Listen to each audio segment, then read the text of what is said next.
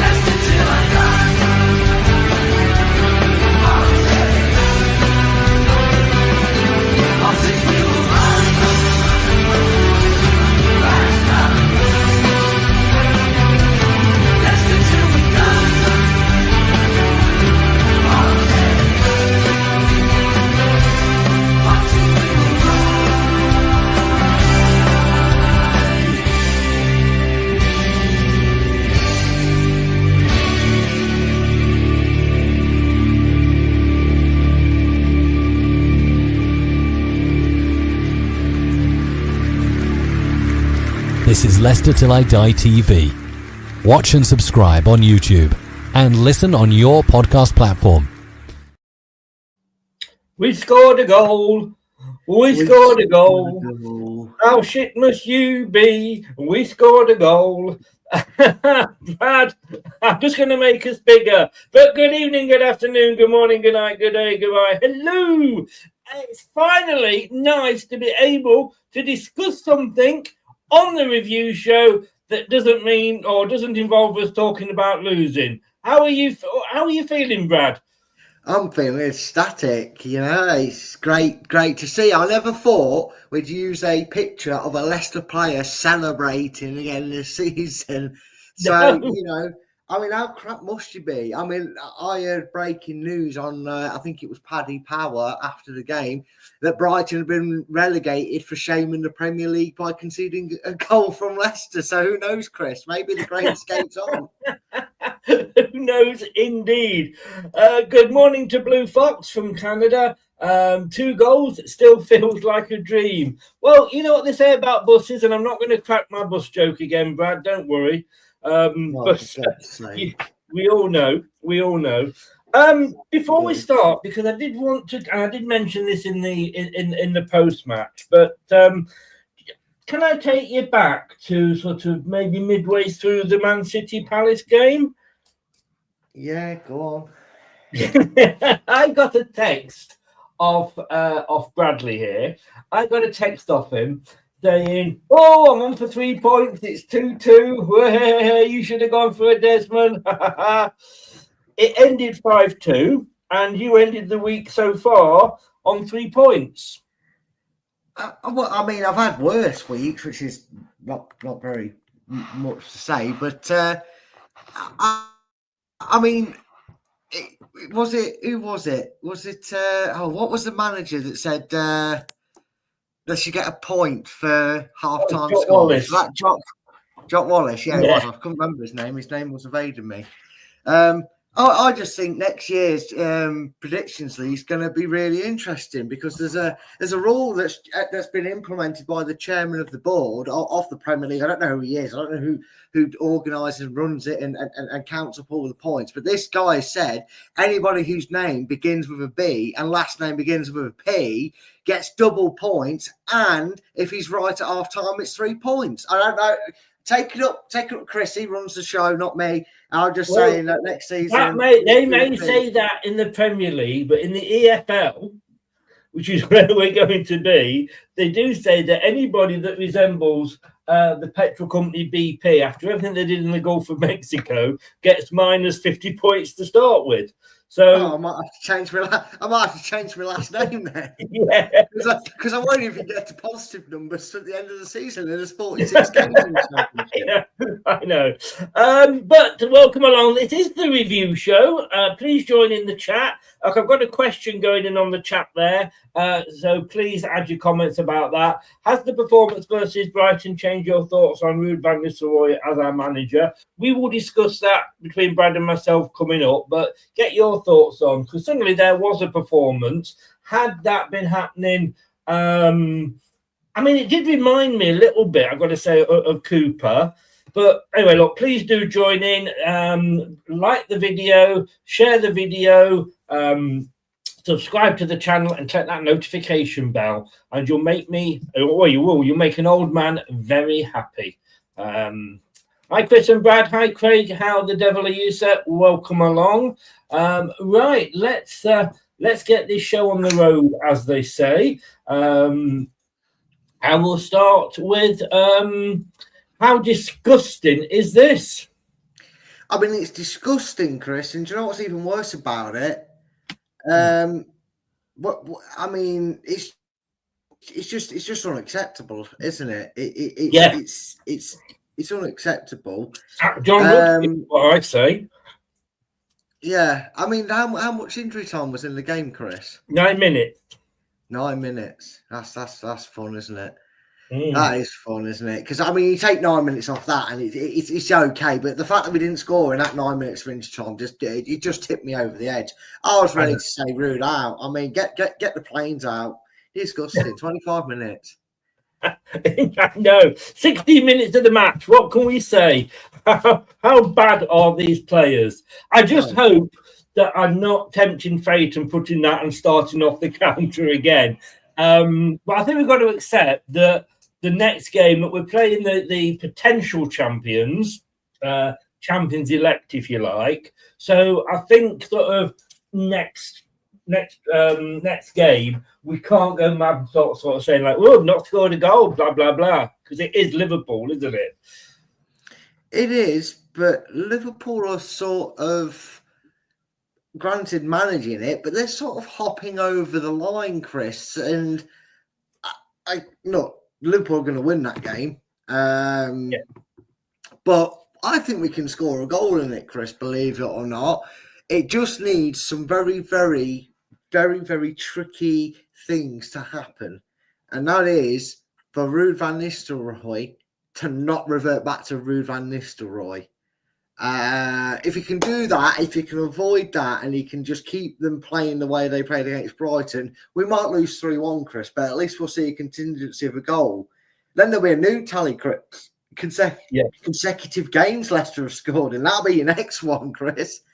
Yes, I know. Don't get me too excited. But look, at least we managed to avoid one record, and that was going 9 games without scoring in the Premier League, which was Crystal Palace's, although they obviously got a 0-0 in there somewhere because it's just 9 games, not 9 losses. So that's one we've avoided. But look, we did. I mean, it was a completely different, and we're going to talk about the game in a second, Leicester City. But I asked this in social media earlier, and then you've got Ruud outside the job centre. Has this changed your mind about Ruud being still Leicester City manager come next season? No, not at all. Not at all. The reason being is all that performance proved is that Ruud's style of playing tactics completely failed us. I even said a little bit about it on the post-match. That performance felt like Mickey Adams taking over from Dave Bassett. Now, that was different in the sense that Mickey Adams gave them that freedom, told them to play with no pressure because the odds on us staying up in that season, funnily enough, were very, very, very, very low. Yeah. And they ended up on a little bit of a high. I think they took it to the last 2 or 3 games, actually, when they should have been dead and buried 5 or 6 games ago. But he continued that mantra, and then obviously in the Championship, or as it was known back then, the Nationwide Division 1. Yes. Oh my God, yes. Football had a nationwide Division 1, ladies and gentlefolk. Yes, it wasn't always a Championship. But anyway, so, and we continued that mantra in that division and then came straight back up. And actually, in the end, although he wasn't in charge for the full season, I think he left in October that season, but we nearly ended up staying up that season in another close relegation. So this just felt like the players had just been told, okay, we tried my way for 16 weeks, apart from playing Tottenham Hotspur, because everybody beats Tottenham Hotspur. It's never, ever worked. Just go out there and enjoy yourselves. Like Ruud just gave up the ghost, gone, right, Newcastle was the last chance we had of trying something to give us a hope going into these last 6 games. It hasn't worked. Go and have fun. Take the pressure off. Let's start preparing for Millwall away next season. This result has no bearing on his managerial critique to me. It's all down to the players. No, I get that, and I'm feeling the same. I mean, just be sod's law now that he goes on and wins the next 6 games, and the board say, "Oh, you can do it." I am just worried, like you said, the last 16 weeks have scared me more than this 1 week, and possible better performances coming up have convinced me that he's the man for the job. But look, let's go on. Now, look, it was 2-2. And two penalties for them. One of them, I would say, was contentious. Probably we're going to disagree on which one. But let's not get too excited, because yes, when we went 1-0 down from the first penalty, I was wondering how we were going to respond, and we responded a lot better. Again, everybody in the watch long was saying like, "This is it, we're going to collapse," blah blah blah, and we didn't. We kept ourselves. We fought. Didn't let it get to us. And then of course went 2-1 down. And we did the same. And in those 16 minutes towards the end of the game, and we could have won it. We were on top. We were going for the win, because it was a case of, well, stop this. We've got, a point. We're not going to hold on to this. Because we're down anyway. Let's try and go for the 3. But had we been playing Liverpool this week, I very much doubt we would have got back to a 2-2, because Brighton were very wasteful in front of goal, and we're not going to get that every week. No, that's true, but you're also not always going to get bumbling officials helping you out. And again, you can only beat what's in front of you, Chris. They're not often this season, admittedly, but sometimes in seasons gone by, we've ended up sitting here going, "Oh my God, how did we lose that? They had 6 chances, 3 on target. We had 18 and 7 on target." And in the grand scheme of things, it's because the most important stat that matters. We put the ball in the net as many times as they have. And look, like I said, Liverpool have been a bit wasteful in front of goal. So there's actually no guarantee that they would have scored 4 or 5. They have struggled. No. You're very, very right. I was using Liverpool because I couldn't use. I get where you're coming from. I don't think their defence would allow us to. They wouldn't get as nervous as Brighton did for that second goal. I think maybe the shock that Leicester had been so poor that they thought, they're not collapsing. What's going on? They're not collapsing. You know what I mean? Maybe that's what got Brighton under the collar. But yeah.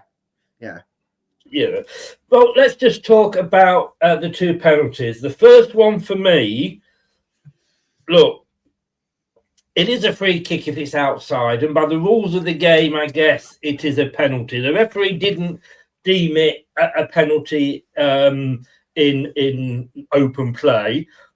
I've got to say, looking at that, and I think not just the offside, there's so many rules that we look at these days in football that are just a joke. Where the hell is he supposed to put his hand? If it's a free kick, if that had been Vestergaard or that had been Faze, they would not only just have their hand behind the back, they'd have turned that way onto the ball, because they're too scared to get in its way. A defender should get in the way of a ball. And I would say his hand is in a natural position. He was down by his side. Now, I know in the watch long I did say that Jod Rudkin had stripped to the waist and run on and stuck his hand between Cody's arm and body, and it was his arm, but in jest, of course. But I just don't know what is and what isn't a penalty these days. No, I think that's something that needs to be made clear and cut, because things like handball and for later on, the second penalty, it's just so whimsy on when they're given and what ref gives it and why doesn't he give it, but he gives it. And, that big six bias comes swinging around again most weeks because it's usually in their favour, blah, blah, blah. My problem is with the rule is maybe you saw why Wout and Vestergaard turn their body and then like kind of stick themselves out like that, contort themselves, because they know at least then if it hits them, it's never going to get given handball. My issue with the goal, Chris, is he's not like that. It's not like he's done that or he's got his arm right next to him. His arm's out like that. It's like he's going dingle dangle scarecrow with a dingle dangle hat. His arm was like that, Chris. And what he's tried to do to get away with it is something he would have got away with without VAR, is he threw himself to the floor. And the commentators even said, oh, that's got to have hit him in the chest. And then his arm's like that and the ball's gone like that. And was it? I thought his arm was like in a natural position down there and it just happened to hit him. If it had been like that and it had hit him, I would have said it's not in a natural position because he's not jumping, he's just stood. Why is his arms there? And I would say if Vestergaard and however you put your arms and stick yourself out, that part of your body, unless you're like me, a fat bastard, when you side on, you're a lot thinner than when I'm like, even me probably, than when I'm like that. I'm less of a target. And that's because they haven't got the balls to sit the body in front of the... Look, we would not have got that goal at Wembley that won us the FA Cup final if the defender hadn't gone like that. Well, I don't know. I feel like that. I mean, a few papers said that sort of thing, but yeah, but that's just sour grapes. I feel. I don't like modern day defenders that do that. Like I say, I'm fat, but if you were to do it, Brad, if you turn to the side for me. Right, you look at that there, you look at that there. Sorry, I thought you had a swivelly chair. Sorry, I do, but it won't swivel on the rug that I've got. It's a bit of a pain in the arse. If you look at that, you taking up less space and you're facing me, so you're not necessarily. All right, the argument would then be that Thomas is behind you, so that might have been a thing. But I just think it was harsh. And how long does it take? If you've got to look at it, and all right, VAR did their job. They said you need to go and have a look at the penalty. I don't think that should immediately say we think you're wrong. But then if the referee takes over a minute to look, then it's not clear and obvious. Yeah. And there should be a time limit on how long it takes. We now see how the VAR works, and we see all the different angles. He's got to look at it at all those different angles. It is not clear and obvious. Yeah, and I don't understand how that was the big statement when VAR was brought in, or after the first year of VAR existing, and it just goes completely unmentioned and untalked about. Like, VAR is for clear and obvious errors. Well, like you said, Chris, right? And I'm sorry, get a book, fall asleep, take a nap if you want, because I'm going to make a comparison to one of my other favourite sports, cricket. Now, first of all, a rule that kind of got talked around that they use in cricket, you could have a referral system where if you're dead set that is definitely should be overturned, you have 15 seconds to refer the decision. If you don't, that's your fault. If if you burn your reviews and then it says Stonewall LBW, tough shit, you shouldn't have burnt your reviews, sort of thing. Okay, don't know how that would work in football, but the clock. I'm going to say, it's not a bad idea, but I think every team would use their reviews up in about the first 10 minutes because they argue everything, don't they? Yeah, but then they'd have to learn to really challenge something that they're certain about, because if they do it and then that incident happens with Cody. And then their team captain goes, review it. And he goes, you can't. Sorry, you used your two earlier on Thomas and whatnot. Yeah. It becomes part and parcel of the thing. If you want to do that, though, Chris, and still implement the clock, like you said, word in the air, okay, stop play. We're going to stop play exactly where it is. Leicester have the ball, momentum's with them. I'm going to go check the camera. Okay, and you just got it in the top corner. Like the bar when they're on the halfway line, and then that little bar underneath when the telly disappears, and that's when they kick off, sort of thing. You see, you know what I mean, don't you? Yeah. Right? Yeah. They should have that. Have a 30-second bar. Review started, and if he's not able to give a decision by that point, I'm not overturning it. I didn't give handball. I haven't seen anything in that 30 seconds that you've shown me to overturn that decision. Bang. And that referee has to stop the timer himself on 20 seconds, 2 seconds, and go, right, I've made my decision. I'm overturning myself. I've seen enough to overturn it. Or he just goes, no, I've seen enough. I don't need to play on. Stop the clock. Let's play on. And you just rule out the stupidity. Yeah. I mean, how is it taking this long as well with semi-automated offsides after we've seen it in tournament work so successfully and cut them out? We'll come to the offside in a bit because, that's a very good point, because obviously we saw it work in our favour later on the game. Rene, how you doing? I hope India's okay for you. Prashant says, hi, after my match, I went to see my lady friend. I think she's more than a lady friend, isn't she, Prashant? With a big smile on my face, she asked, are you happy to see me or with the match score? She knows you well. She does. Yeah. But yeah, it is, you know, even the commentators, and I was saying it's a penalty, is going to go over and look. No, he's going to go over and look at the screen. Nobody has the balls to stand up and against the VAR and go, do you know what? You're wrong. I mean, I remember seeing it. You know, the only time I've seen it is it was in the Women's World Cup finals, where they got this thing where I thought the referee was now supposed to talk to the crowd and say what he was doing. And that seems to have gone out the window. But they did it in the Women's World Cup, and she said, I've reviewed it and I'm sticking by my decision. They haven't got the balls to do that. But like you say, I think the only thing we can do is put a limit on it and say 30 seconds. If you can't decide in them 30 seconds, you stick with your original. I don't think that was a penalty. You do. Coming on to the second one, I think we're probably going to switch around here because I think the second penalty was, I know you said in the watch along that, you know, you probably 5 times out of 10 you get away with that if it's on, you know, during the match. But pulling somebody's shirt is a foul wherever it is. And it doesn't matter if you get away with it in the centre circle. If you pull somebody's shirt and they're talking about, well, did he go down when he was still holding it or did he let it go? He pulled his shirt, and therefore it's a penalty.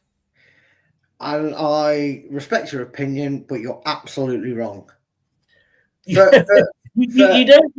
don't mean one of these, do you? Your opinion is wrong.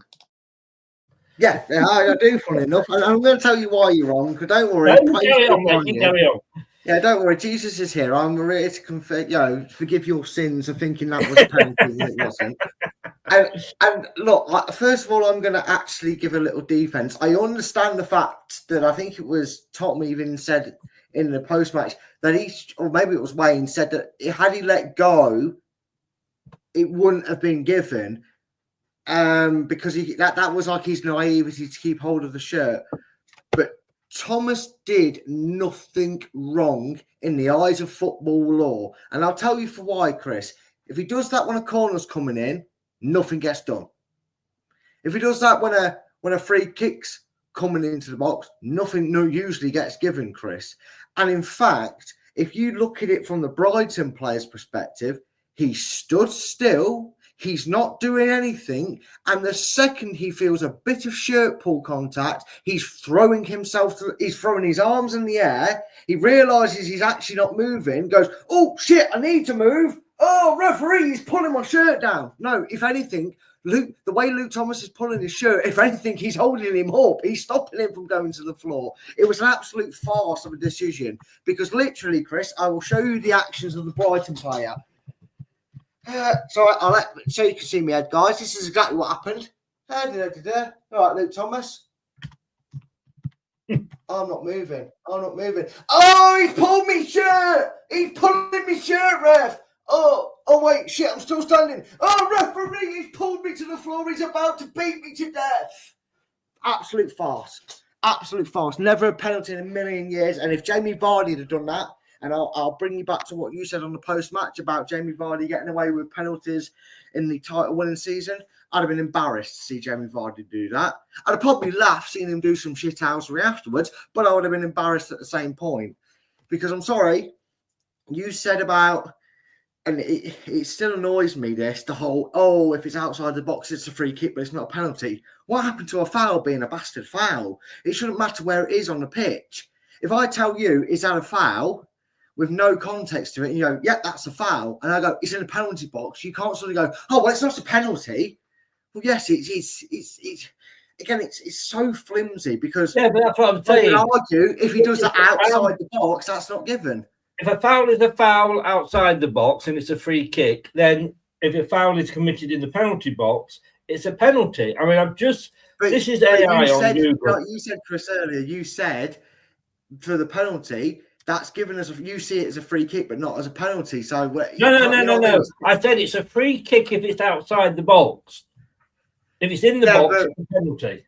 Yeah, but what I mean is you still. What I was saying was that a lot of players get away with it because it's not always pulled up. But I just want to show you what I got up here on Google. Here, yes. Hang on a second. Yes, pulling an opponent's shirt within the penalty area is the foul that can result in a penalty kick. It is considered unsporting behaviour and is not considered an attempt to play the ball, so it warrants a yellow card and a penalty kick. The referee's decision is based on the laws of the game, which outline the circumstances under which a penalty kick is awarded. So if it's seen, it's a penalty kick. So, I agree. If it's seen outside the box, it should be a free kick. What I'm saying is not all refs give it. That's the biggest problem we have, Chris. Yeah. All refs should give it. But it shouldn't be objective. It should be, that's the fucking rule, give it. Yes. I don't think it is. Well, he did, and he gave it in the Southampton-Liverpool game. No, if he's given it in Southampton-Liverpool, you give it in Chesterfield versus Notts County. You give it at all levels. That's what refereeing's all about. You don't see it in other sports. And again, I'm going to go back to cricket. You don't see them going, well, I don't think he was out LBW, and that was not, well, the exact same delivery over here, and I've given it out. No, if it's out over there, it's out in that. It does not matter. And that's just what really infuriates us about VAR in general. No. I agree. Now, Richard has said you get 50 pence a game by that logic, Chris.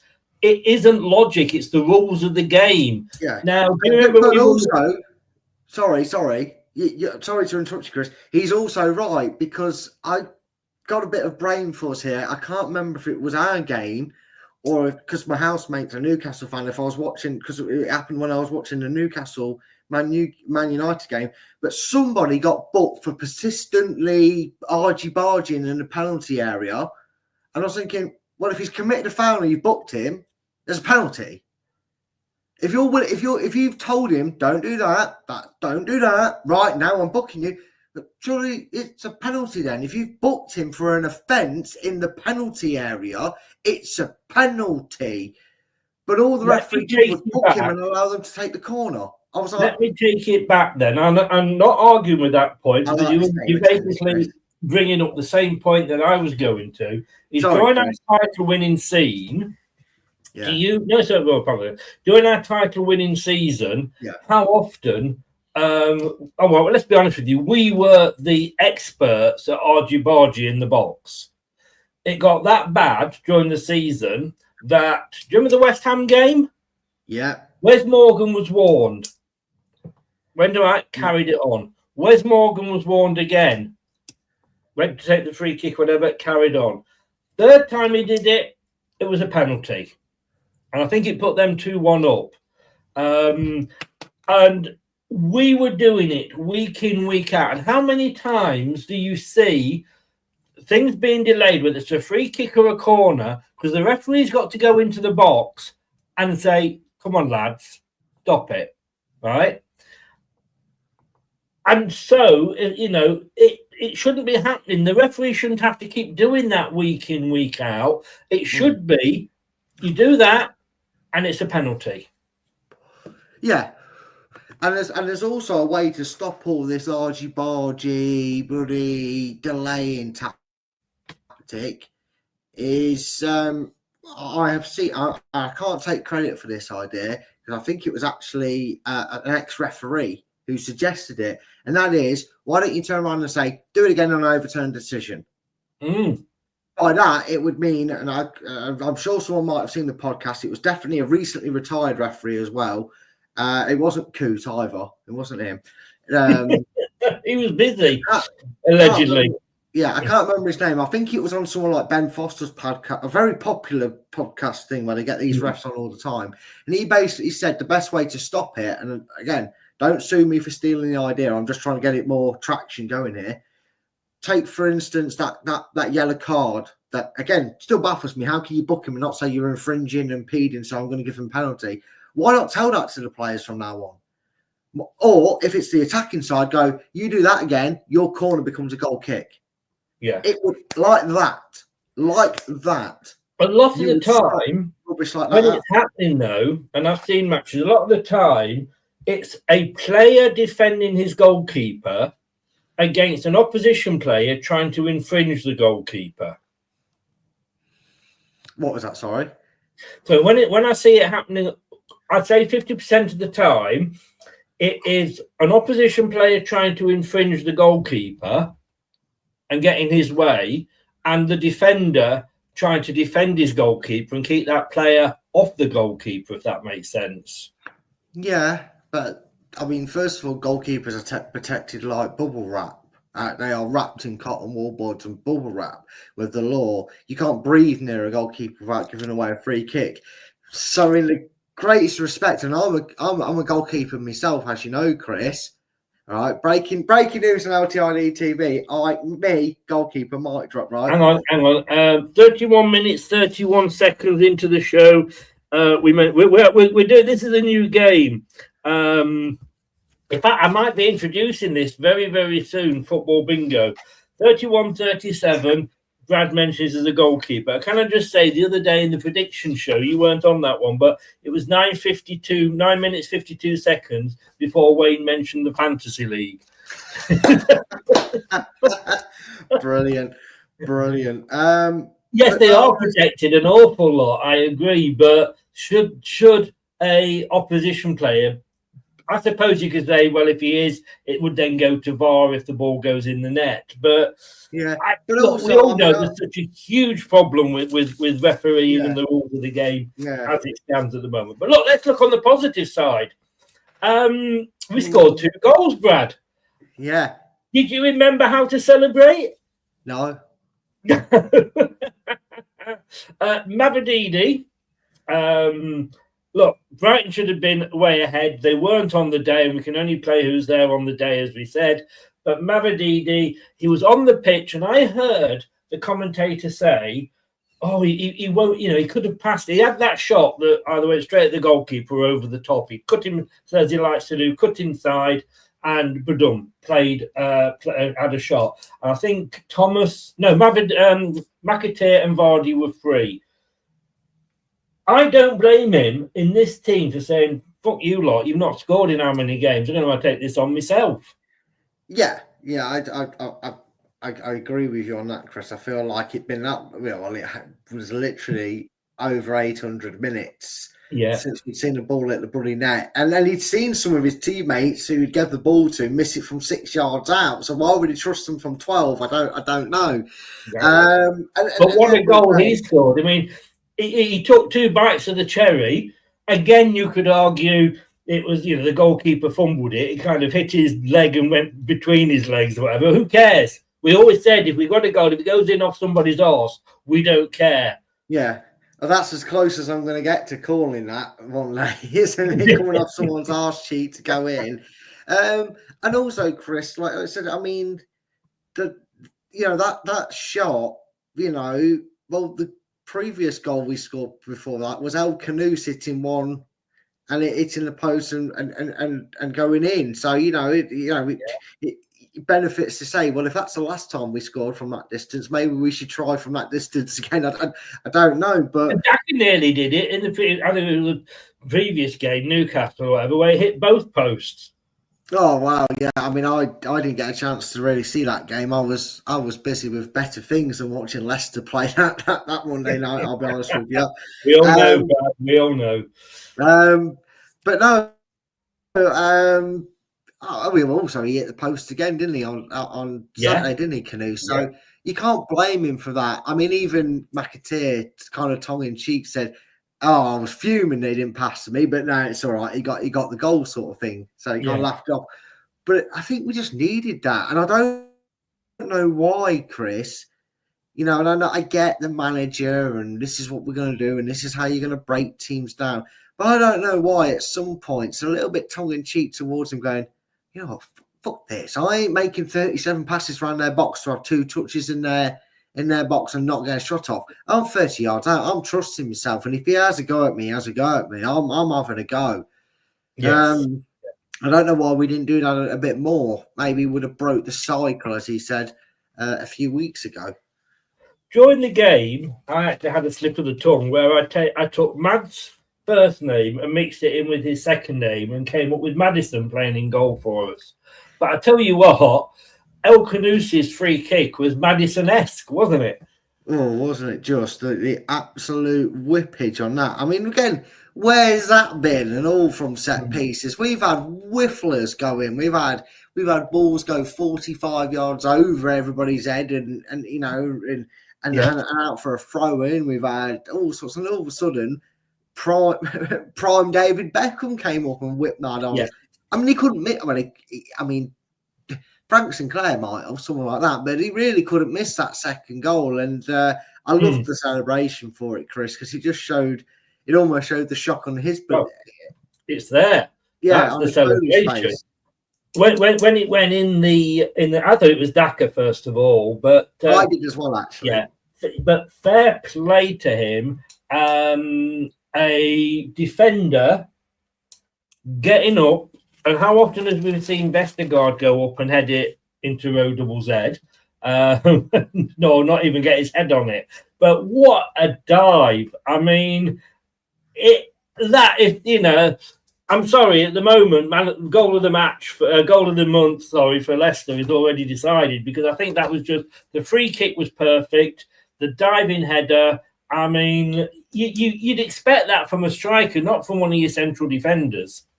No, it rolled back the years to your likes of your Taggart, Elliott and Walsh getting on the end of it, didn't it? Really, it was a quality header. And may I just say, in recent weeks, we've obviously had some unfortunate records come our way. But cometh the hour, cometh the Leicester. There's always a good record to be broken. And Caleb Bacoli goes on a very niche list of players, doesn't he, Chris? Because like a certain Kelechi Iheanacho, who scored the first ever Premier League goal awarded by VAR, Caleb Bacoli became the first ever player in the Premier League to be awarded a goal by semi-assisted VAR. VAR awarded goals champions. You'll never sing that. I'm glad you reminded me of that, because I had forgotten that I wanted to talk about that. By God, wasn't that quicker than VAR? Yeah, what the fuck was that not years ago? Sorry. Well, in fairness, I mean, was it? I don't know if it was I get lost. Did we have a World Cup last time? We did, didn't we? It wasn't the Euro. Or was it the Euros?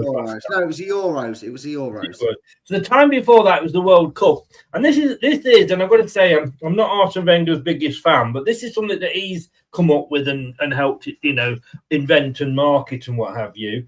And that was almost instantaneous. Like we said, being in the Championship is great, because you score a goal, you look at the assistant linesman's or the assistant referee's flag. If it's up, it's probably either A, scratching his arse, or B, it is offside. If it's down, then it's a goal. And that was almost as quick, and a lot quicker than you waiting for VAR to play about 30 different angles. Yeah, and that's because they can't fiddle they can't draw the lines on how they want. I mean, they can't bring the lines up on it. That's AI. They say, how do you get rid of human error? Well, maybe toss the human out the thing. I don't know. I mean, now all they have to do, they probably get paid an extortionate amount of money. I wouldn't say no to, but all they do now is push a button and the computer does it all for them. And Chris, the problem is this has been used in under 21 tournaments and under 18 tournaments. So it's getting no traction because no one really gave a fuck about it. No one cared that it was at like the under 18s bloody, I don't know, under 18s bloody National League tournament or whatever it's been used in. So it's gone through the process, and I get it. New technology has to go through the process. But this should have been implemented, Chris, this season. How convenient, and I'm going to bring this up again. I'm not sour about it. I'm over it. But how convenient is it that semi-automated offsides didn't come until there was a huge howling error at Old Trafford? Something about some slab head, stone hedge face being 65 yards offside and not given by the linesman, and then conveniently we're able to use the technology. I'm not saying there's absolute bullshit bias going on. You're not bitter. You're not bitter. No, there you go, Chris. I'm over it. I'm fine. I'm just saying, Chris. It's about time. But no, I mean, look, it shows the picture. I don't know if you saw it. There was rings, wasn't there? And it was almost like a scene out of Doctor Who. Oh no, do you remember? Have you ever seen that film Stargate? Don't like it. Don't like anything like that. No. But no, that's fair enough. But when they first sort of go through the Stargate, there's like a sort of cloudy, liquidy sort of thing. But they put their hand through it, and you can see sort of from say there whatever bits through, and you could see. It was so, yeah, I liked it. And obviously I did like it because the goal stood very quick and impressed. This was the lineup. What did you think of the lineup when it was announced? First of all, I thought, where the bloody hell was Buenete? And then I realised we were playing Brighton. So it just take me a while. But couple of things I want to come up with there. Why the hell was Justin still on? And why have we got a left back and a right back? And look, I want to talk about your love child, Soumaré and Ndidi, first of all, because as you know, I've been very critical of Ndidi, both of them, in fact, but Soumaré, that, he's flattered to deceive. He came on, he had one good game, and he's never quite got back to that sort of standard. But as soon as Ndidi was taken off, and I'm thinking, why the hell are they taking Ndidi off? And then brought Skip on, Soumaré played a hell of a lot better without Ndidi being on the pitch. Yeah. Or was that, I don't know. I could be seeing it wrong. That's how I saw it. No, and this was the problem with Ndidi with Napoli's Mendy. When Napoli's Mendy was playing alongside him, they seemed to restrict each other and almost clash with each other. Whereas when one of them would go off, the other one would have a better game. He was almost given, the space to do what he does best. And Oliver Skip, credit to him, Chris. A broken clock being brought. A broken clock is right twice a day. Well, Oliver Skip actually had one good performance. I'm waiting for the second one, but he had one good performance when he came on because he got up with the attack. And what he did, Chris, and it's something that I'll alert to on my in construction tactic board later on. It's under construction, folks. It's under construction. It is. Chris has got the last of the materials. I just need to order them, and then we'll be well away. Trust me. But no, wasn't we more attacking when? That's the point we're making, John. That's the point Chris is making, and I'm making is it almost gave that freedom, as if to say that Soumaré went, okay, I know where I'm going to go. I know what my job is now. I don't have to worry about someone next to me. Skip, you go do whatever you've been instructed to do up that end of the pitch, and I'll find you. I'll find McAteer. I'll find Canusa. And all of a sudden, instead of having one option to pass to, Soumaré suddenly went, I've got 1, 2, 3, 4. I've got 5 options I'm now allowed to pass to instead of being told pass it between you two, because that's what it felt like, Chris. And again, back in time for the last relegation, that's what it felt like when Ndidi and Napoli's Mendy played together. It felt like one couldn't do anything because they had to pass the other one at like airport security. They had to go through check first before they could move it forward. And in that last 20 minutes or so, Chris, the ball moved forward several times, a lot quicker than it ever has done in the 2 CDMs role. You said Gerrard and Lampard, and it's the CDM equivalent of it, mate. They cannot both be on the pitch. But technically, Skip is a CDM, isn't he? Yeah, but he was given that Enzo Maresca style role that Ndidi was given when he was here, where he was kind of given like a number 8 role, if anything. He was told to be there, and that Samare sort of operated as that halfway inside the half. You know, if we need to drag ourselves back out, we'll give it to Samare to spread it to the other side. And whereas Skip was in and around the box, I noticed a lot of the time he was next to Casey, because El Khanous was next to Mavididi. So it just worked a lot better. And look, going forward, if you do see either of them on the pitch, I'd like to say that will be the new role. Yeah. And the workers are on strike. They haven't got the bloody act together over here. I mean, talk about having it bodge job, guys. That's a tactic board down there. Don't worry, I'll reposition so you can actually see it.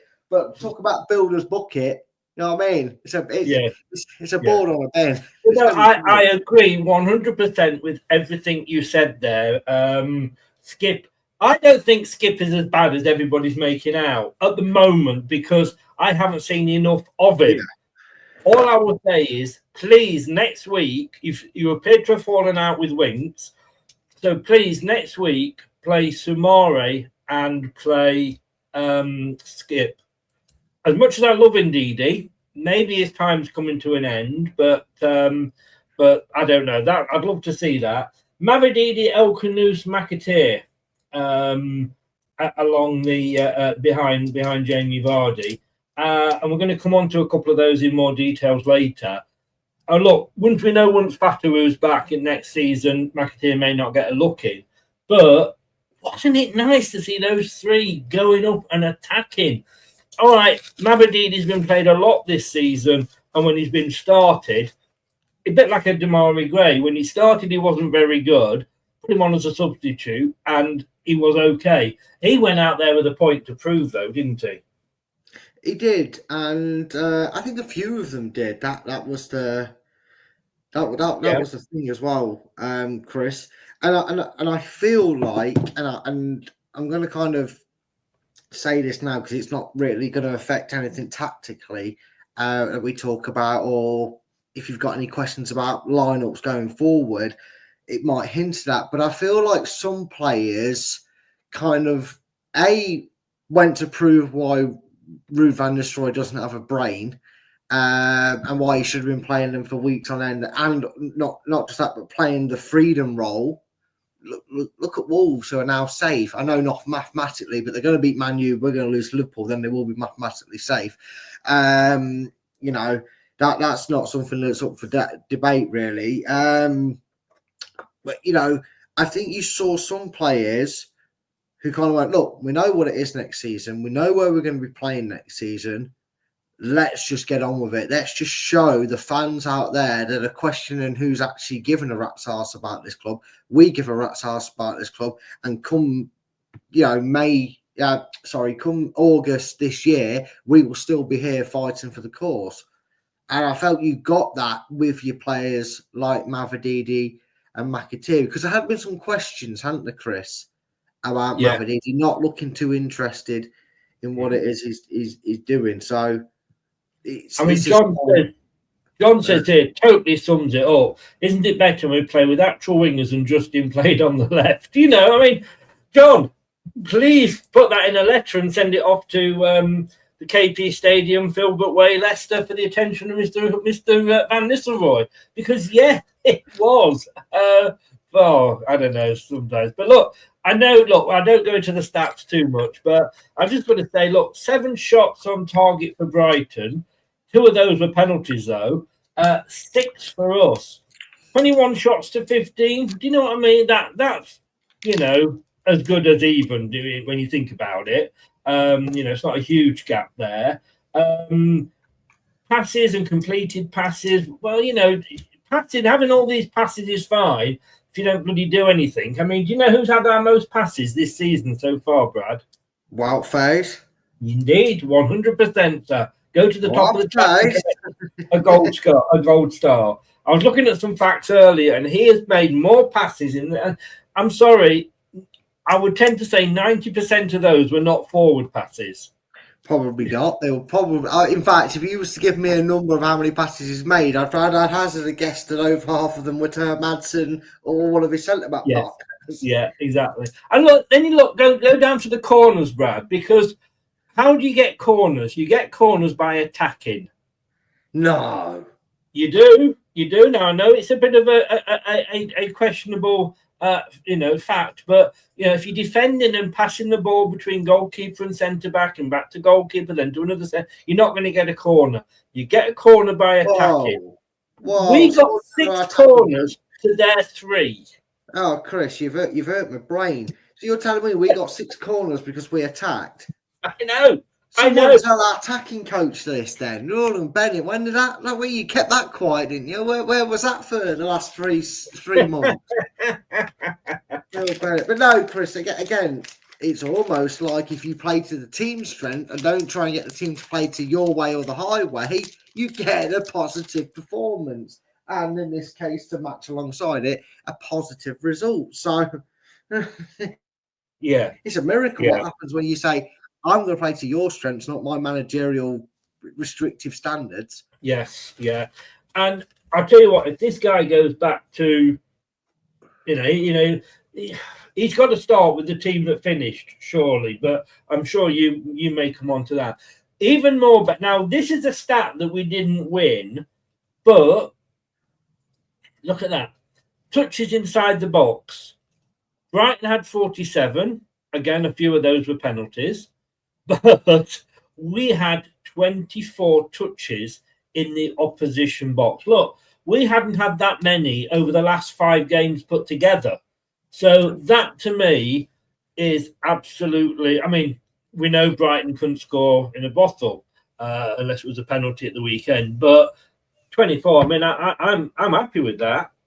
Yeah, it's a stark contrast to what we've seen for 10 games, Chris. I think if you was to really look back at it, there may have been one game where we actually had a fair few touches in the opposition box, but I definitely say over the last 10 games, you could push to say that we've outdone that in one game, sort of thing, or at least we're not too far off it. No.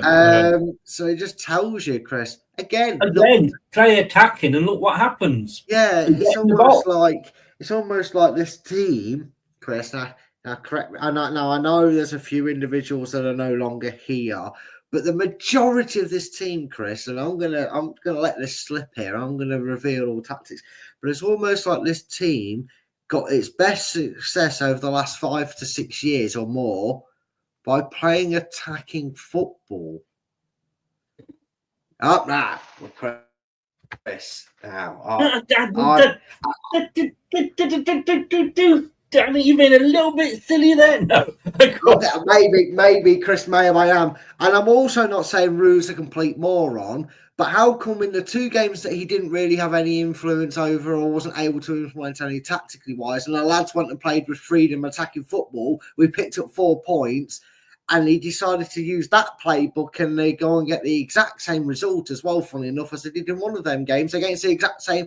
Chris, it can't be that. Football can't be that simple, can it? No. You are making it too simple. But look, here's the table. And it doesn't make good reading, but look, and I have to say, I still wish we'd been docked PSL points because then we could blame that. 3 points behind Ipswich now. Look, Wolves have moved above West Ham. How's it going for you, Mr. Potter? Are you enjoying life at West Ham? I'm not saying it was better under Loppy Poppy Toppy, whatever he was called, but don't I tell you, it was better under him. West Ham there, I mean, we should have got Potter, shouldn't we? Fair play to Wolves. I would love... Look, I'd like Ipswich to stay up. They're not going to. All 3 of us are going to go down. We know that. Could be confirmed next week. Liverpool could win it by beating us if results go their way. We have got, I think, a slightly easier running than Ipswich, and I would love it. I'd love it if we could finish 3rd from bottom. Yeah, I could, Chris. Although, I mean, just for the shitties and giggles of it, Chris, as I'd say, Yes. I mean, can we not just plug in controller and put Leicester on easy mode? You know, all we've got to do, Chris, is West Ham have got to keep losing games, and all we've got to do is overcome Liverpool, Southampton, Ipswich, Bournemouth. Yeah. And we might just stay up, Chris. Who knows? Well, Bournemouth last game of the season. We know Bournemouth last games of the season they're fucking shit because they did it against Everton, which made us go down last time. But look, John's asked there, if we play this way till the end of the season, would Rude be staying on in your eyes, Chris and Brad? Let me go first on this because we did actually touch on this earlier, John. And I actually put this out in the social media earlier because you made a very good comment on X, Brad. One good night with a woman doesn't make a swallow. One swallow doesn't make a stomach. Is what I meant to say. Yeah. You just got swallowing and women on the brain, mate. I have. I'm not getting enough. I'm not getting any. To be honest with you. But no, look. One swallow doesn't make a summer. There's no way that performance, as good as it was, in any way, in my eyes, saves Rude's job. Even if we mentioned this as well, didn't we, at the end of the watch along in the post match reaction? Even if we win every game between now and the end of the season, it doesn't, for me, save Rude's job. I think it probably does for the board, but not for me, because that means he will have possibly won 5 or 6 games. Look how shit he's been for 16, 17 games. So no for me, Brad. What about you? Just like a naff idea being on Dragon's Den, it's never going to work. It's got too many damaged holes in it. This doesn't even feel like an original Ruud van Nistelrooy idea, the way the players lined up and played on Saturday. So it's a no from me. All you need from Ruud over these last 6 games is him to keep the shackles off the players. Don't imprison them to his 5 at the back, 10 at the back. Everybody behind in their own box style play that he's implemented. Keep the shackles off. Let the players get a bit of dignity and a bit of confidence and respect to their own names, and then happily just go, cheers, thanks, see you. You get someone in who's going to, sort this mess out properly and do it that way. Because I don't care, Chris. Even if a miracle happened, Chris, and he's not going to, that's how confident I am this won't happen. But even if a miracle did happen, we won all 6 and West Ham lost all 6 and we actually, stayed up, because that is literally the only way it happens now. Right? I'd still get rid of him. Yeah, definitely. To my mind, that game was, if you can imagine, a colander. And if you can imagine taking that colander and covering all the holes with sellotape, it holds it for so long, but it isn't going to last more than once, when then all the water's trying to drip out. Yeah. I mean, not that I'd ever imagine seeing anybody trying to do anything with sellotape.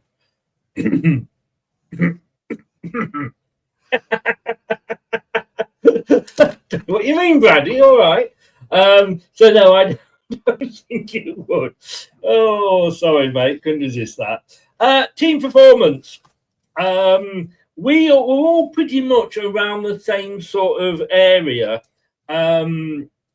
This is what Alan. Now, Alan, he's older than me. He's been supporting Leicester since the 60s. He goes to every home and away game, bless his little cotton socks. I trust him, and he comes back and he gives me the performance, having been to the match and having seen it, not just watched it on the TV. Now, he has given a team performance of 7. And what he actually said when he messaged me was, that's our best performance of the season, Chris. Which maybe made me think, well, maybe it would be higher than 7. But look, he's given a 7. I gave a 7 because the defence still did look very rocky. You and Tom, Brad, gave 8, and Wayne, I don't know what he was smoking, he gave 9.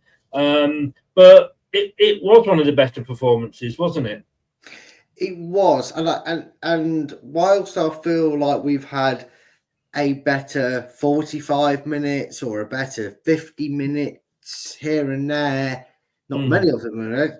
Spurs away would be the most notable, where we probably had our extended performance from start to finish. I would still say that's probably the game of the season, because not just because we won it, but because we never looked out of that game. We looked hungry and ready to end our barren run of form.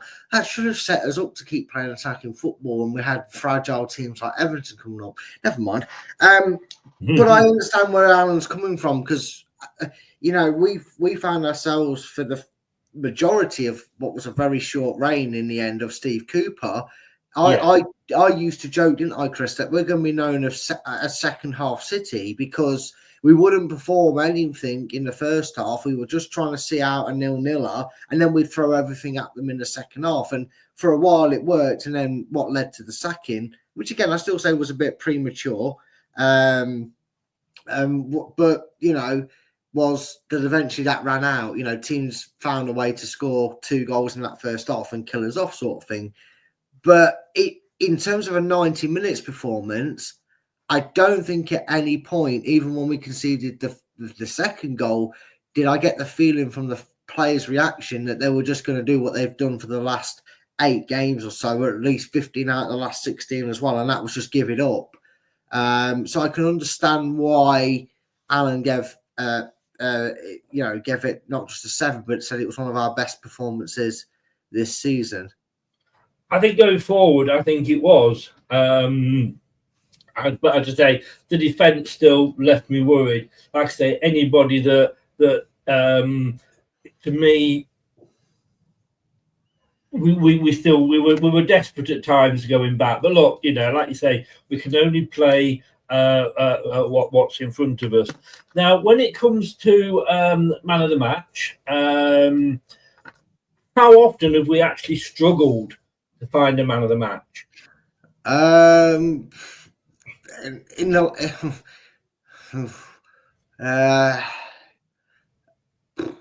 lot.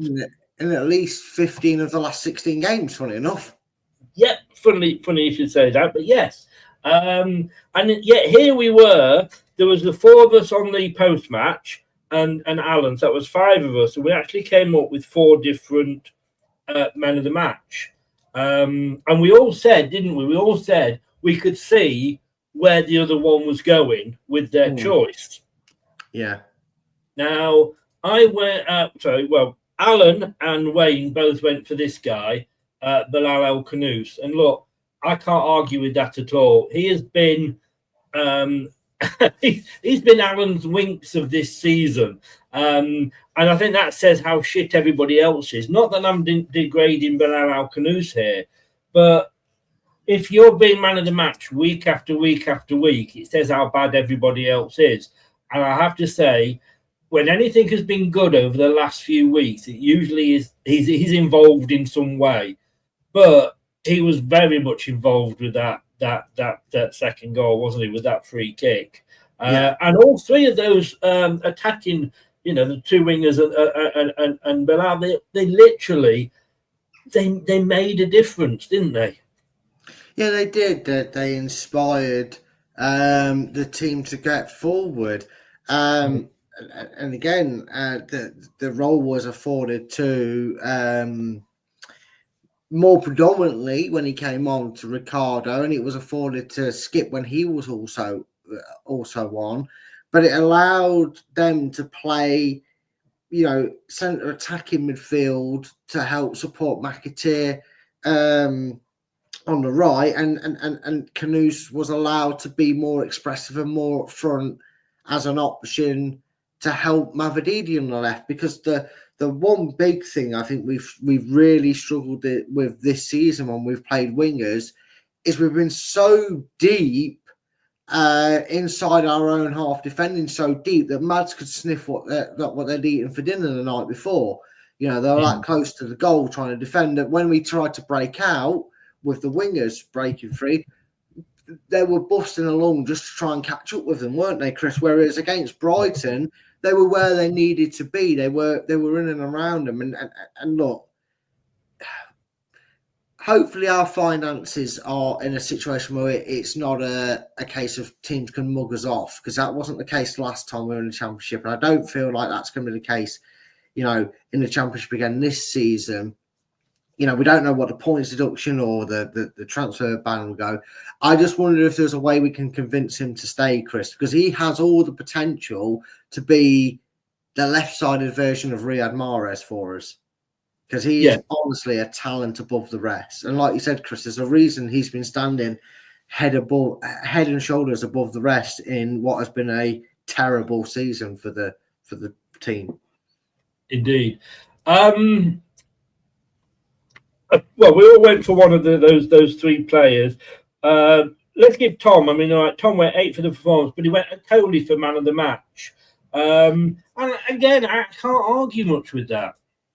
No, you must have been doing backflips when you saw him in, and FaZe was definitely confirmed injured. Oh, honestly, mate, it's better than sex. Yeah, I know. Well, yeah, when you go that long without it, I can understand that sort of statement. But no, he was someone that was brought in, and a bit like Rude's one and only signing that still baffles me, and just wasn't seemingly given a settled run in the side. Now, I'm really hoping this is it. I'm hoping this is it for the back four swapping around, except for the centre back pairing, should I say? I hope it's Cody and a Coley for the end, because he looked aggressive. He looked willing to get in their faces, and he looked willing to attack the balls in the box. And we've seen with his goal, Chris, what he's capable of doing with a decent ball into the box. Yes. Now, I'm going to do this because we did, have 4 different choices for man of the match. Shout out first of all to yours with Mavididi, who, let's face it, had a great game himself, but probably not a lot of people's choice. But for our deserves a mention, I'm going to give it to this guy, Casey McAteer, mainly because everybody has been, oh God, why is he still here? A bit like Thomas, and maybe he didn't have the best of games when he was moved out onto the wing as he did in the centre 3. But, he has played well recently. And I think McAteer had a great game.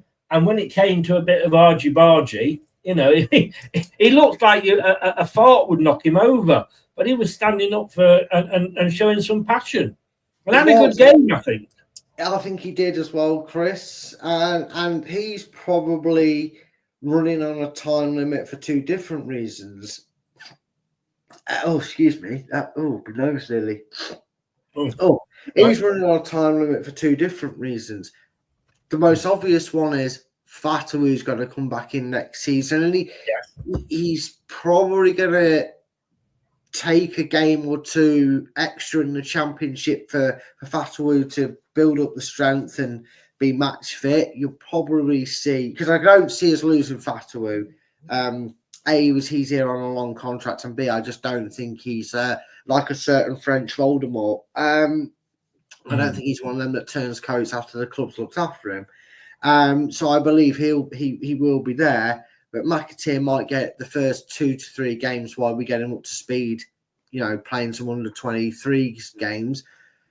But also, Chris, he was running out of time to keep the faith of Leicester fans. He's one of our own. He's come from our academy, and they always get a longer stay of execution, if you will, if they're not the best at what they do. And I still have my doubts. I think he needs a breakout season in the Championship. And these last 6 games, Chris, are his last chance to impress and improve and show fans that maybe go, okay. Maybe we can find a way to get him on, even if it's 20 minutes here and a, bulk of games, so we can play him for a couple of games here and there and cup games. So we're going to see more of him. We'll find that out in the future. But I was really impressed, Chris, with his performance, and it was nice, like you said. He got in front of one of the bigger players that Brighton have in their side. He got right in his face, and it worked, Chris, as well. Bit of nastiness, a bit of wind up, because he got him booked eventually, didn't he, Chris? Ironically, it was Esther what's his name? I can remember Esther Butin or something like that. His name. Esteban or something, although he was a drug lord, wasn't he? But I know what you mean.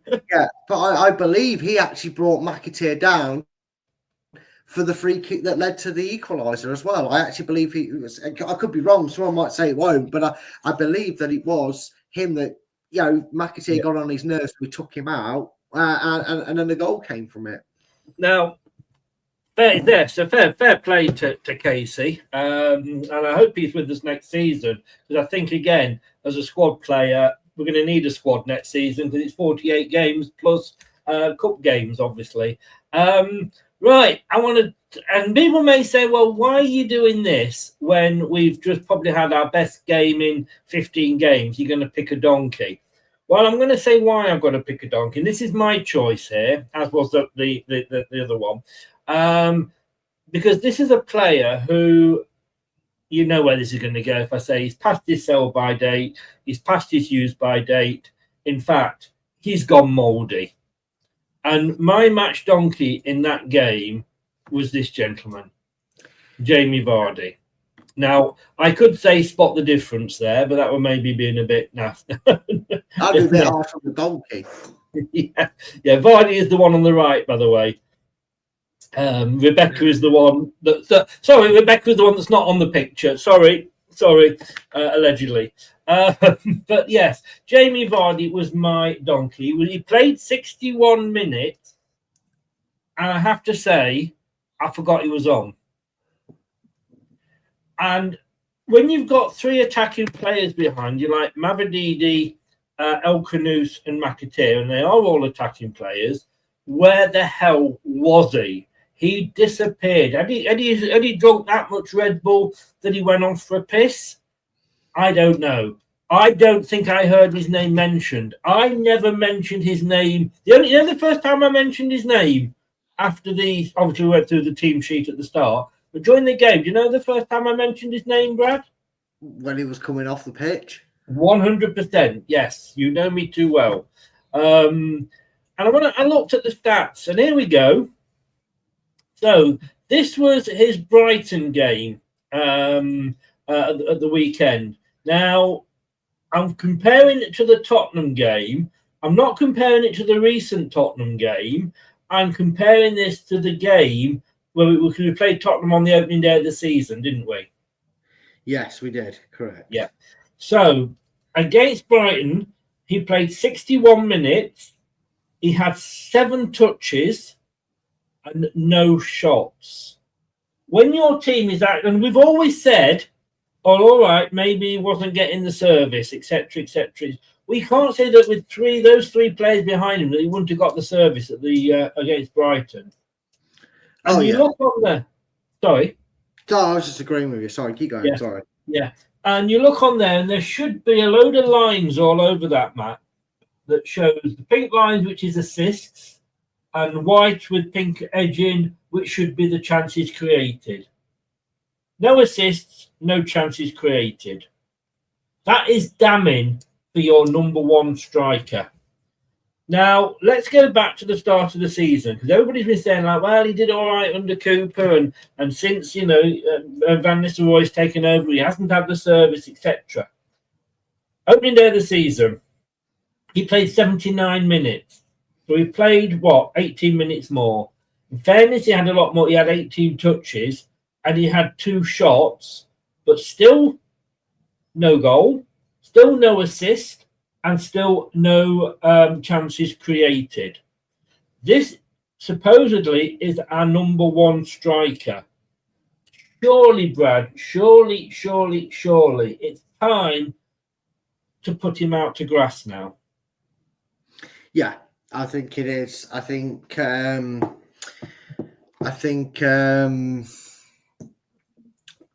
board need to take some responsibility on this one. A lot like the Brendan Rodgers situation, I think they've let his dedication to the club his love of the club, which is none of that is ever. We're not questioning anything No. like that. No, we're not questioning that at all. We're not questioning anything like that. And I'm sure, given the opportunity to, Vardy would continue playing for us until his legs fell off. Yeah. I'm sure he would. He's a dedicated man, and he gives his all in 90 minutes, 20 minutes, 70 minutes, whatever he's on the pitch for. He gives his all all the time. That's never the question. The question is, it's kind of like, and viewer discretion here, if this, I hope no one finds this comparison upsetting, but it's almost like having a family pet, like a dog or something. You know where I'm going with it. So I don't know where you're going with this. That's why I'm smiling. Yeah. Yeah. You've been warned, so viewer discretion here. It's like having a family pet. You love him, you nurture him, you maybe got rescued him and he's accepted his own, he's become part of the furniture, he's been there that long, and then all of a sudden he takes a turn for the worst, and it's heartbreaking. I know it's heartbreaking, and as much as you want to keep them around, you also want to do what's best for them. So what do you do, Chris, in that situation? 9 times out of 10, most people, they don't want them in pain, they don't want them suffering, they don't want their life to end in agony and pain, because the vets tell them it's only going to get worse. So they give them one last fun day when they have a good burst of energy, and they go to the favourite park, they play chuck the ball with them, and then they take them to the vets, and the rest is the rest. I think we know where I'm going with that. Yeah. Now I'm not saying take Jamie Vardy outside with a shotgun, but what I'm saying is, Chris, is maybe if Jamie Vardy wants to continue his career, it should be with another family. If that's the case, Sheffield Wednesday, the dream end for his Netflix series that's coming out. That could be the Jamie Vardy's journey continues. The Vardy 2.0. I wonder if they're filming that at the moment, because if they are, maybe that's what's distracted him. Well, maybe, Chris, but I agree with you, because we have defended him on numerous occasions. And sometimes we've had to kind of say, well, it's Jamie Vardy. Look what he's done this season. Yeah. He's allowed to have a bad game here or there. And we've kind of let it slide. But if that was Daka, Chris, pulling up them figures, or lack of figures, if you will, and I think if you could find a comparison graph between Vardy and Daka. Let me just quickly say, while I'm saying thank you, while I'm saying John Vardy, I'm John Vardy, his cousin, the builder. Exactly, yes. Vardy needs leaving out, dare I say it, for Daka. But there you go. Funny you should mention it. It's like an interest. Here you can tell. Look, I'm a Blue Peter child. Here's one I prepared earlier. Yeah. I'm not 100% sure how this works, but I'm looking at this, and let me just make this bigger, because you've got points that go around the side. So you've got the black is your goals, your shots, and your touches in the box. Your purples are going round, aerials 1, possession 1, and defensive actions. And your pink ones are touches, dribbles, and chances. Please don't read too much into the numbers, because I think it's probably because it says goals 42 for Jamie Vardy, so I'm not sure how that works out. But when you compare the two, all right, goals, he's way above. He's doubling the score for, and it must mean something, because the 42 for Vardy is 22 for Daka. So on that point, that Vardy is head and shoulders. On shots, now this is interesting, almost double.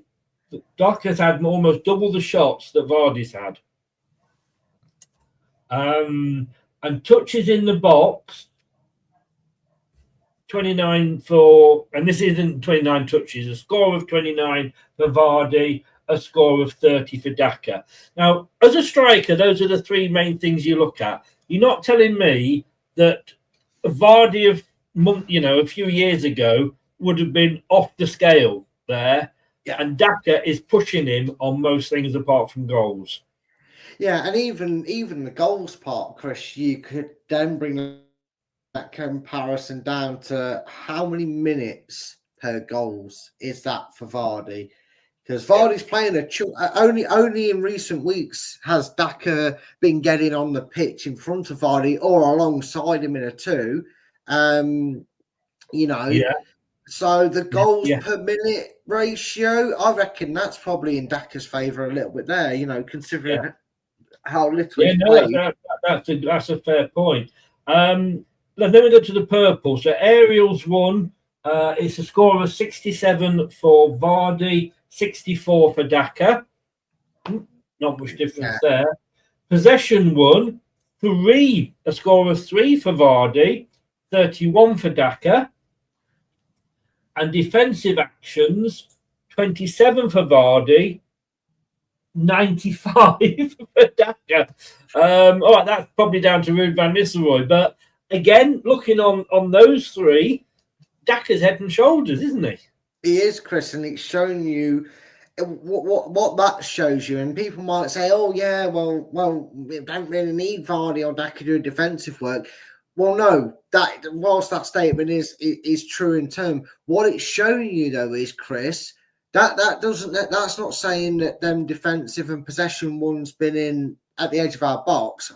I assume majority has been this season because of where we've been, but that's all over the pitch. That's winning possession in their half. That's winning possession on the halfway line. That's winning possession when they're trying to counter and we're trying to stop them. What that means is Daka is offering us more to the team and in stopping attacks and starting attacks by being able to win the ball, break up possession, and all right, the Jules won the first one's pretty much fag paper between them. Yeah, he's contributing more to the team in a positive way. Than Vardy is right now. And again, Chris, Vardy in his prime against 10-minute Daka, because that's what he was getting, these would have been flipped around.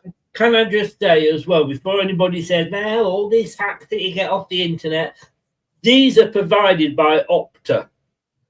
Now, if you're going to trust anybody's facts, and stats, you're going to trust Opta. I guess if it's matchstats.com, Thailand.com, then you'd query it, but Opta no. Touches a 0 for he scores a 0, does Vardy. Doesn't even get on the board. 32 for Daka. Dribbles a 3 score for Vardy, 39 for Daka. And I don't know how they work these out, but like I say, dribbles attempted, 3 for Jamie Vardy, 39 for Daka. I'm sorry, I have to rest my case. And on that note, I will leave it. And, I'm not saying Daka is the replacement for Vardy. What I am saying is that it's time for Vardy to... I think we've got to let him go. Like you said, you described it brilliantly earlier, as the family pet. Right, this is Brad's part of the show. We'll do the clip and he'll get it all set up. And here we go for the Brad's balls, but that's not maybe the wrong term. Brad's tactics. Here we go. Hello, Matt Elliott here. Hi, Alan Smith here. Hey guys, Ian Hume here. Hi everybody, Jerry Taggart here. Be sure to watch Chris and Leicester Till I Die TV for all the latest Leicester City news and information. You can also subscribe on YouTube and various social media channels for the latest updates and news on Leicester City Football Club. Come on, you foxes! Here we go. Right, bear with me, guys. This is. I hope that picture's all right for you, Brad. Is what? I hope that picture's all right for you. Yeah. Extra sellotape definitely needed. Sorry, mate. Sorry. I am going to go and leave you to it. I'm going to go. I'll be back in a second, but I'm going to take this chance to skip to the loo. Yeah, that's no problem. Once Chris has got me on the big screen. Hello, folks. I am here. Chris isn't going to make me full screen. Is he? What a Wally. I'll tell you what I'm going to try and do here. I'm going to make you full screen, mate. Don't worry. So what a Wally, guys. Yeah, that's one job. At least I was prepared with my bucket. Come on. Only because I gave you long enough. True. All right. Shut up. Right. But, well, welcome to Brad's Tactics. Let's see if we can get that camera a bit nearer for you. Can you hear me? Can you all see me sat at the back? Yes? Go. Yes. Okay. Now, well, thanks for that, Chris. Yeah, that's a brownie point for you. So, how Leicester went about trying to get a result against Brighton. Well, first of all, Ruud van Nistelrooy found some of Steve Cooper's notes, and he realised that if you play a attacking style of formation, you're probably going to get the result that you want, or at least show some intent. So Leicester lined up a way they used to before Ruud van Nistelrooy swapped it to 3 at the back. Then they went back to the 4-2-3, if you will. It basically was. We saw we saw a few changes to the squad. Coley, I've tried to keep the numbers as relative to them as possible, but I don't have numbers like 24. I've lost the number 8 in my temper tantrum through setting it up. But just bear with me. If you remember the lineup, it was Thomas on the left, Coley, Cody, Madsen in goal. There was a left back called Justin playing right back, Casey McAteer, Stefan Mavididi, Jamie Vardy, Boubacar Samare, and Wilfred Ndidi was your starting 11. Now, the first thing that this tactic gathers that we'd never ever used, apart from when Cooper was manager and against Brighton on Saturday, was this gives us the option there of having very close quarters. You like that? You notice that? Nice little football there. Gives us close quarters passing routes. And what I mean by that is it allows us to be a little bit braver when we've got the ball on the attack, and it allows us to push out a little bit right into Brighton's half. So if we're going to start with a ball that we've just won, let's just say Brighton have got an attack, which they had a fair few of in that first half. What tends to happen in this formation is something that I'd been asking for in my last match review, which was the wingers stayed where the wingers were, the centre forward stayed in and around the halfway line to the semicircle. And so what that meant is when the ball was won out here, it could either get negotiated out to Justin, who could then play it down the line, or if the bodies were all a bit cramped together, he could give the ball to Will for Samare, and they could drive forward with the ball. Now, if you take the instance that happened more in the first half than it did the second half, winning the ball and keeping the structure where the 3 front men realistically stick out wide and stick further to the Brighton half than they did, what we instantly get, and I'll show you where this is, what we instantly saw is that Brighton felt the need to keep 3 players, that's the goalkeeper, he's not allowed that far forward, is they were allowed to keep 3 players in and around Leicester to try and prevent counter-attack. Now, what that was in difference to was against Newcastle and other oppositions beforehand, is the right back and left back were forcing themselves to the edge of the box. The left winger and the right winger were now left back and right back, which meant that these 2 players could join their Brighton teammates. And for the purpose of understanding, I'm just going to keep it as 3 extra players for Brighton. Obviously, there'll be players in and around the box and on the ball. But what we were leaving ourselves with is even if we were winning the ball and had players in front,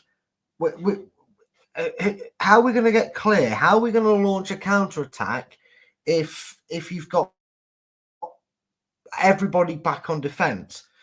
You just can't do it. That's why we went eight games without scoring a goal, because that's how we actually looked when we won the ball, when we were forced back.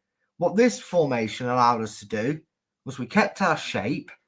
We kept the double up support, which meant if a Brighton player came down this way, he was cutting out the angle on that side by Justin, and Mavididi was sort of shadowing the gap for a pass there. The centre-backs kept their left and right, very much so. Thomas was allowed a bit of freedom on the right to keep the marking there, and Mavididi was an option to break out with. And then what it meant is Jamie Vardy, first of all, and his old legs could stay up this end of the pitch, but it also meant that Wilfred Ndidi or Samare could come and support here to kind of block out that option and block out any runs in behind here for Brighton to basically force them to the byline to get a cross in, or do what Leicester fans have been accustomed to seeing. They'd have to send a risky ball down the line or through the middle to revert the ball back into Leicester, into their own half, which would then allow Leicester to push out. Now, forgive me, as my 9 and 6 aren't that well indicated.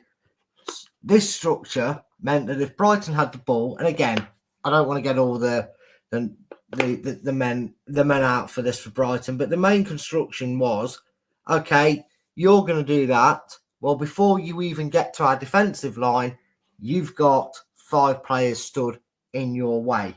So even if you've broke into the half and you've caught Leicester on a bit of a press, right? Not only have you got fast wingers tracking back, but what's already happened is our defensive line has pushed up, which has caught you unaware, had you second guess what to do, and it's allowed Samare and Ndidi to essentially make that a back 3, and you've got to deal with that in the face whilst the wingers could come back and cover up gaps. And again, Jamie Vardy just slowly dragging around a player, and now Brighton have less bodies free, because if you try and fill the gaps with where Brighton would try and get forward, again, goalkeeper, get out the union. You know, look at that. If I put these Brighton players where they try and exploit gaps, even this man here, it becomes an option. Well, as soon as he gets the ball, he's met with a block-off option to return the pass. He's got a block-off option to play a ball into the middle, because that pass won't happen now because of that. And then he's faced with one option. I've got to either try and drive in between the gap, which, again, a Coley or Cody would cover, because the players would move over, or he's got to go 1v1 against Justin or Ricardo. So instantly, Leicester had a better springed trap on recovering the ball and coming out more. So what did that mean for Brighton on the defence? Well, that meant they were a bit scattered. And this happened more in the second half when Ruud van Nistelrooy banged his head and realised that if he took Thomas off, not his fault, but he put another left back on the left-hand side, and for the sake of purposes, number 10, Ricardo, will put a wing-back that can play inverted on there. Leicester had more creativity because Leicester could steal the ball on there, and they would have options. And now Brighton don't try and press the ball. They go out there, and that was freeing up Mavididi to receive the ball. And what that then meant was that Leicester could push out forward with it. And all of a sudden, whilst Samare held back, this was more in the second half, Wilfred Ndidi or Skip could push forward. All of a sudden, you know, Mavididi was on the left. You had McAteer coming down the right. And all of a sudden, Brighton's back 3 were racing back. The midfielders were trying to get back. And all of a sudden, Jamie Vardy, or Daka was more effectively, having 2 centre-backs with him. You had someone over here trying to stop McAteer. You had someone over here not knowing whether to mark Mavididi or to mark Justin, because Justin was also joining it. And then that would give El Canoes the freedom. And all of a sudden, you see the problem that he'd have on this side of the pitch. If I'm trying to think of names. If Samare has the ball, this number 3 now has to decide whether to stick to the wings and watch who's going to make the run-ins, because he could pass the ball in there. He's got to try and cut it out. Or he could go across there and he's going to then try and commit to get the ball there, which would then free up the ball to be played down the line for Mavididi to run onto. Or he's got to hope that the number 7 tries to pick up the space in between and cut it out early. And if he does that, and he does try and cut it out, and he allows the number 3 to tight mark Mavididi, then and Justin, then all he's done is allow McAteer to drag the number 5 over here, and all of a sudden El Canouse and Daka, because I'm just going to bring Daka up here because it's why not? He's then left the options that the only centre back left has now got a free rein into it. So they have to sit deep. They have to allow pressure to be invited onto them. And all of a sudden, Leicester are potentially coming forward with KC on the left, Oliver Skip there, Daka holding up the 2 centre backs, Mavididi on that side of the field, Justin behind him. Sorry, I forgot to mention Ricardo behind him, and then also El Canouse there. So all of a sudden, while Brighton are trying to flood bodies back and the centre-back pairings hold the deep line in case Brighton do counter and nick the ball off them, all of a sudden, Brighton, trying to race back, are out of 6s and 7s. And that's where playing the aggressive high-line football plays comes into it. Because if Brighton were to pinch the ball off the number 7, they're getting closed down. Their options are still coming back, so they're a little bit out of position. Leicester are already in the ascendancy, so they go, okay, then, where are you going to go? Because all of a sudden, without realising, number 12 and 9 haven't realised that Caleb Okoli's now here on his shoulder and Cody's here on his shoulder. And if he does try and play a ball forward for them to break forward to, Coley came across, knocked it out and kept Leicester on the ascendancy. Cody would, or if it was a really clever ball in, Coley and Cody, try saying that after a few beers, would drop back because the urgency to get back and fill in the gaps down there would allow the midfield in Twine to push back as a unit. And again, it's more of a structure for Leicester to defend to do it. So that's where it really worked. It just meant Leicester had a bit more space, a bit more aggressiveness, and they kept Brighton second guessing compared to other weeks when it was very predictable because Leicester would break out with everybody in the box. I'm just going to quickly show you the difference in how they attacked against Brighton to how they attacked in other weeks. Because if Leicester did manage a lucky breakaway, how's anybody supposed to do that? And I've dropped another token down there, so I'm going to use the goalkeeper even though he's out of position. But essentially, if anyone did break away before any players had a chance to try and get up and support them, they were shielded out, and there was only other one direction for the ball to go. The direction we all hate, the Enzo Maresca way. The Southgate way, give it back to Pickford, or in our case, a Madsen. That's the only way Leicester had to go. Whereas if they keep themselves spreading them positions to 5 to 10 yards away from each other, as you've seen, that's how Leicester, going forward, not just for the rest of this season, but next season as well, in the Championship, but just let's face it, that's where we'll be. That's the way Leicester, under whoever's in charge, need to go forward. And that, Chris, is the end of the Brighton tactic discussion. You can take me off the screen now because my legs hurt. Oh. There we go. Well done, young man. Yeah. As I said, it's great to have Brad's board back again. You almost make football sound an easy job, football management. Do I, Chris? Well, I'm glad you think so. Yeah. It's not as difficult as Rude makes out, No, I'm sure. Well, we know that. But yeah, I've sent you those links, by the way, mate. Cheers, buddy. And there's an extra link. Have a look. I've just sent you something over, and obviously then the glue as well. It is great to have your board back again. So thank you very, very much for that. Having said that, I know that with the goalkeeper, I know Hamad Samanson likes to play a high line, but that wasn't Mad Samanson, was it? No, that was the Brighton goalkeeper playing centre back for his team because I couldn't keep finding blue numbers. Kept picking up it's goalkeeper instinct, mate. Literally, when Brad drops a player, he drops them. I do, mate. Right, here we go then. the interesting part. Are you still okay for time? Are you okay for time, Brad, by the way? Yeah, I'm fine for time. I just remember seeing your face on the post-match, so I've purposely left myself spoiler-free for this because I can see me offering Jordan Blackwell for a fight again. Please shout at me if I don't keep up with the images, because that's my favourite trick, isn't it? It is. It is indeed. So here we go. Jordan puts his ratings up, in fairness, straight after the match. But that's when it should be fresh in your mind, shouldn't it? You think that? Well, you say mind. No disrespect. We've had Jordan on the channel. He's a lovely enough guy, but football's all about opinions, Brad. Yeah, and he's all created by wankers. I mean, yeah, you're allowed them all yourself.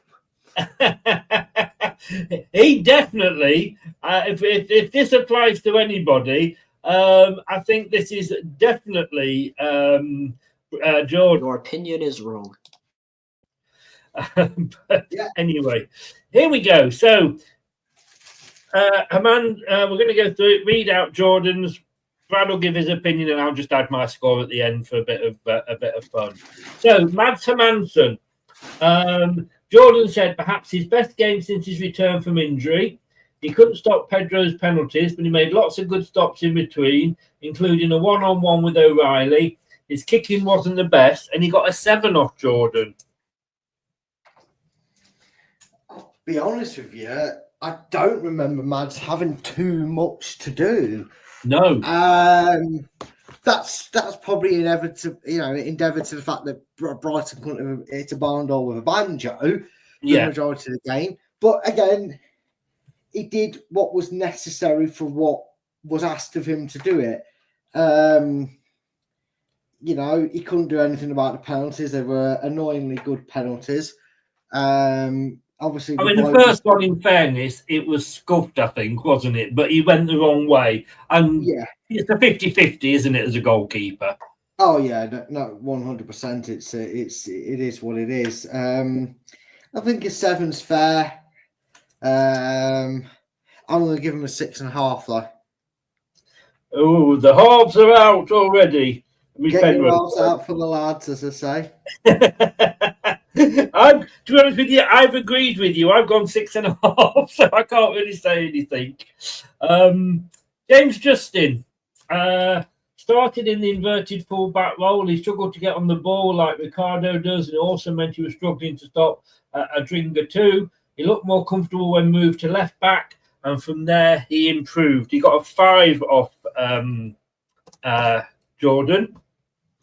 Was a better left back than he was a right back, Chris. That's what I'm going to say on that scenario. He was definitely a better left back than he was a right back. Not that that's difficult to do these days, but still, nonetheless, for me, I mean, we all know Justin's going to be on the fucking right against Liverpool. We know that's despite the fact we've got 2 right backs available to us now, haven't we, Chris? Yeah. We've got a signing that Rude got on his hands and knees and probably asked John Rudkin for a cheat rob to get through the door. We desperately need a right back. Let's start that again. Yeah, he was there crying. I desperately need a right back. Justin cannot do this job. Please let me sign someone. And he's played 7 minutes of football? Absolutely scandalous, but hey ho.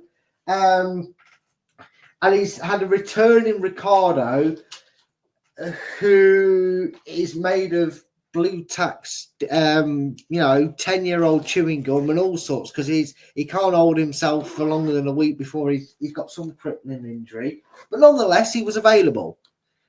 And I'm not saying that the performance has improved when attack attempts when Ricardo came on, but performance has improved when Ricardo came on. So I am saying it. I was just teasing you for that one. I'm going to give Justin a 4. 4. And he's getting about 3 of them for going left back. Well, I've given him 4.5 for exactly the same reason. Coley gifted a handful of chances to Brighton with some really poor passing out from the back. leaving Van Nistelrooy fuming on the sideline, but he can win headers in his own box and in the opposition's, as he showed in a thumping equaliser. Look, maybe the fact of his poor passing out, maybe the fact that Ruud Van Nistelrooy, you banker, haven't given him enough games to get settled. And it's funny, is it just me, Brad, or when a player plays more games, he actually gets, apart from Justin because he's out of position, and that's not his fault, but players seem to get better when they've had a few games under the belt. Is that or am I being stupid with that?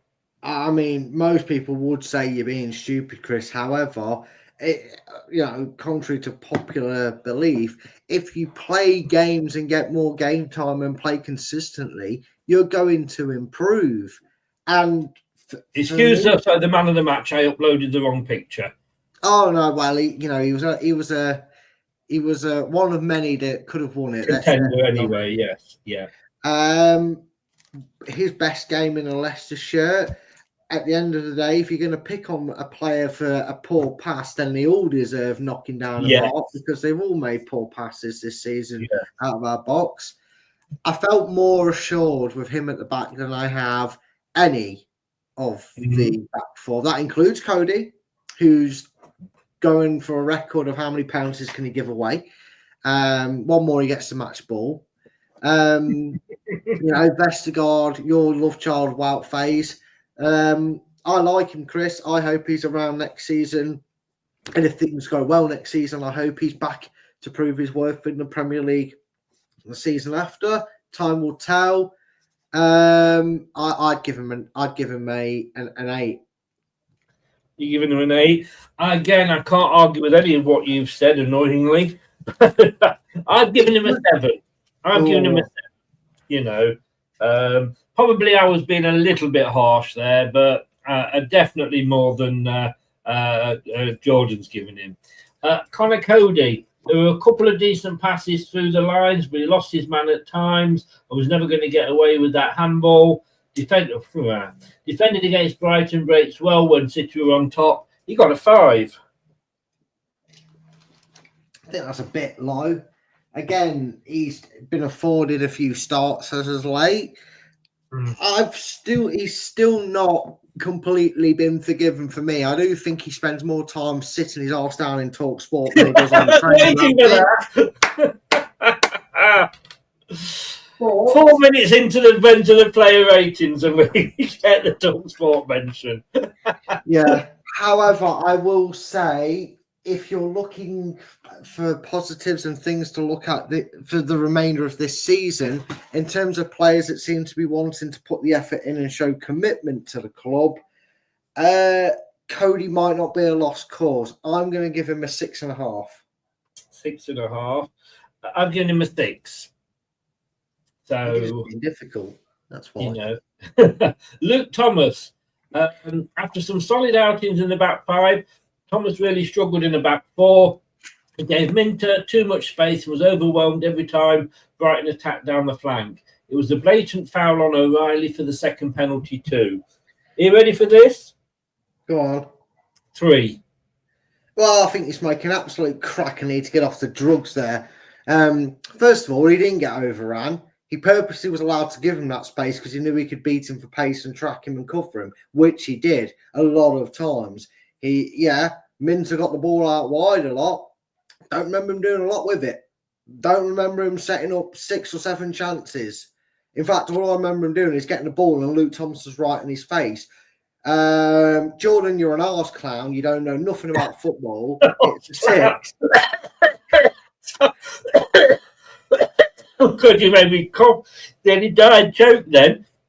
Yeah, to give Luke Thomas a 3 when he was probably one of the more assured defenders on the day is absolutely ridiculous.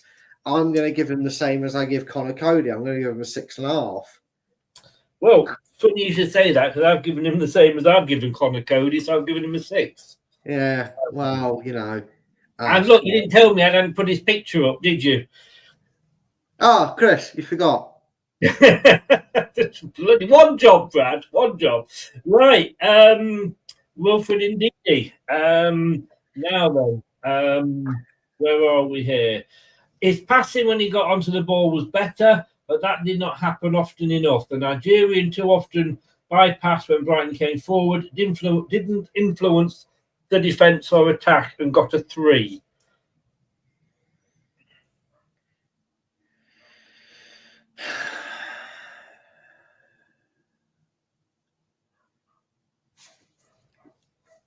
Jordan, do you want me to send them you in the post, mate? In fact, wait there, Chris. I'm going to show Jordan where to go on his days off.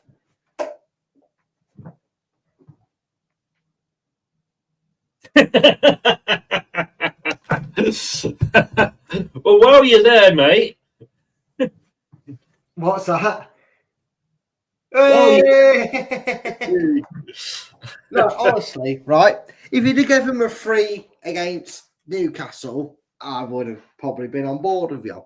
You'd have given him a 3 for any of the last 8 games, I probably would have been there or thereabouts with you, if not lower, in some of the game's performances. But in terms of us losing the ball in the midfield, Samare did it a lot more than Ndidi did in that first half. So I can't wait for Samare's rating.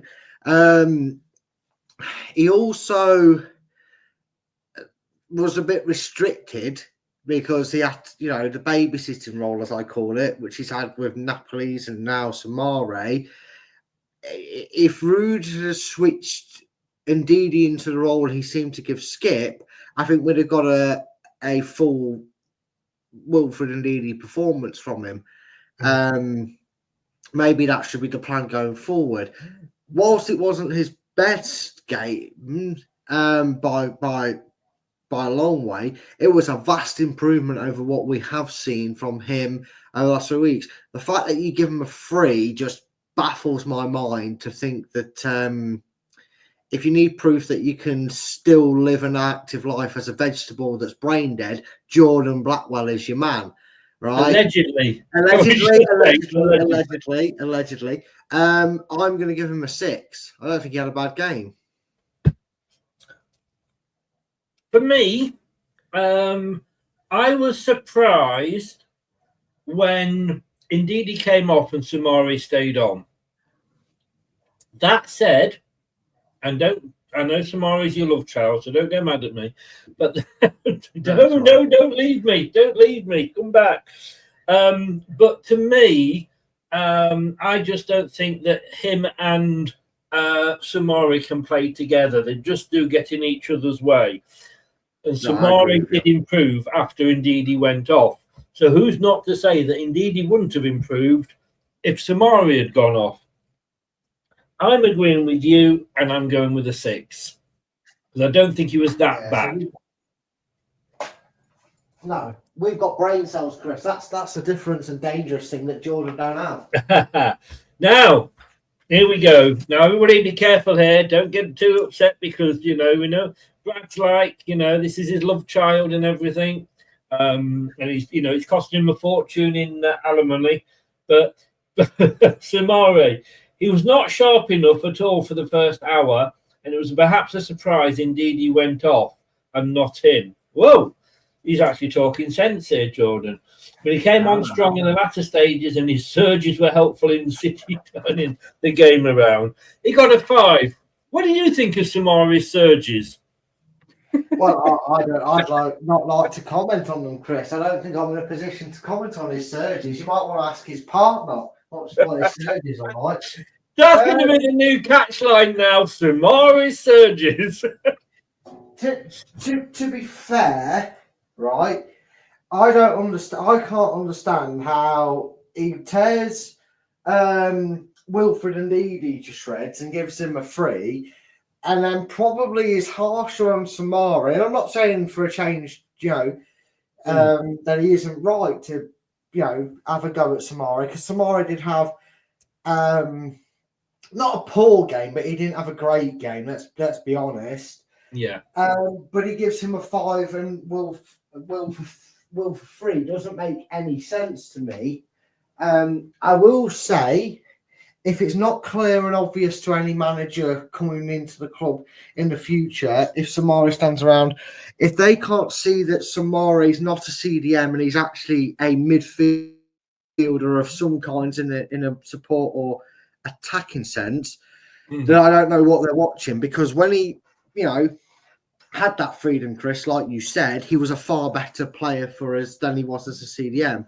Yeah. He gave the ball away in that first half 2 or 3 times, Chris, and it was dangerous. We were lucky that our defence was switched on and bailed him out a bit. In fact, at one point, I remember he got muscled off the ball and they broke through, but luckily Cody cleared up. Having said that, he was better in the second half, so it pulled him back up to a 5. I agree with the rating. I just don't agree how you can 3. Yeah. Yeah. No, I've gone 5.5 because it was good to see the different. Now, like I say, it may well have been more than likely that indeed he would have improved as well, but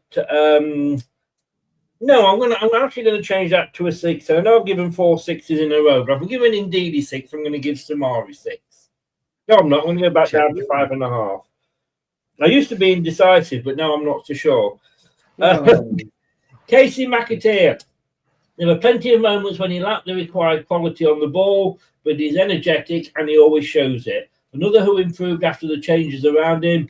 He won the free kick that led to the equaliser. He gets 6 from Jordan. Yeah, so I was right then. He did win the free kick. Yes. Yeah. Well, I was just basking in my own glory of getting that right. Normally I get it right, but no. You're not having one of these moments, are you? I don't know. It's so difficult not to look smug at this point. Maybe. But no, honestly, it was refreshing. I think it was a performance that was a little bit unexpected, but pleasant in a pleasant manner, Chris. Yes. Because I was one, and I'm very sure to say that I was not convinced by. You haven't changed the profile picture, so I did my job this time for you. Yeah, thank you, sir. There you go. Yeah, you're welcome. No, I mean, I for one wasn't enamoured with him. I thought the step up was there, and I still feel like his time's going to be limited to make an impact and become a sure stay with Fatawu. On the basis of the game, Chris, he didn't let Estebutin bully him. He got in his face. He wound him up. He got him booked. And, as Jordan noted down, I've always liked that, Jordan. He noted down that he won the free kick, which Estebutin brought him down for to give us our first point in 8 games. So a solid 7.5, Chris. You're reading my notes. I have given him a 7.5 as well. Oh, it's weird, isn't it, to be able to agree on the same things, on the same principles. It is. Maybe we were watching the same match. Maybe, Chris. Who knows? Who knows? El Canoes, this was him at his best again. There were some gorgeous pieces of skill and loads of lovely one-touch passes and through balls in behind. With Mavididi to his left, he finally had someone to play with, and he thrived. He gets an 8 off Jordan. I mean, he was back to his best. And again, having the support of Justin and Thomas behind him and Mavididi next to him, it's amazing what happens to a player that has that support next to him, isn't it? Brilliant.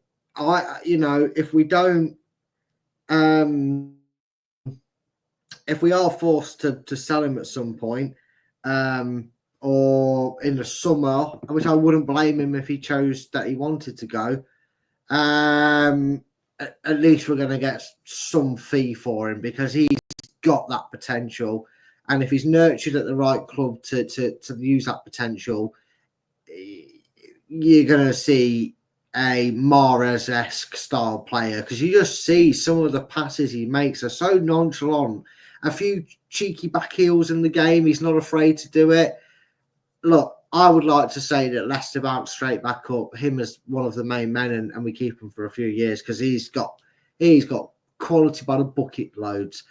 He's an 8.5 for me.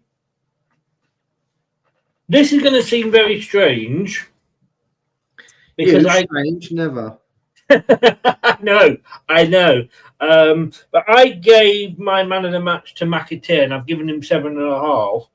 I am going to give El Canoes an 8, even though he wasn't my man of the match, simply because he did have a fantastic performance.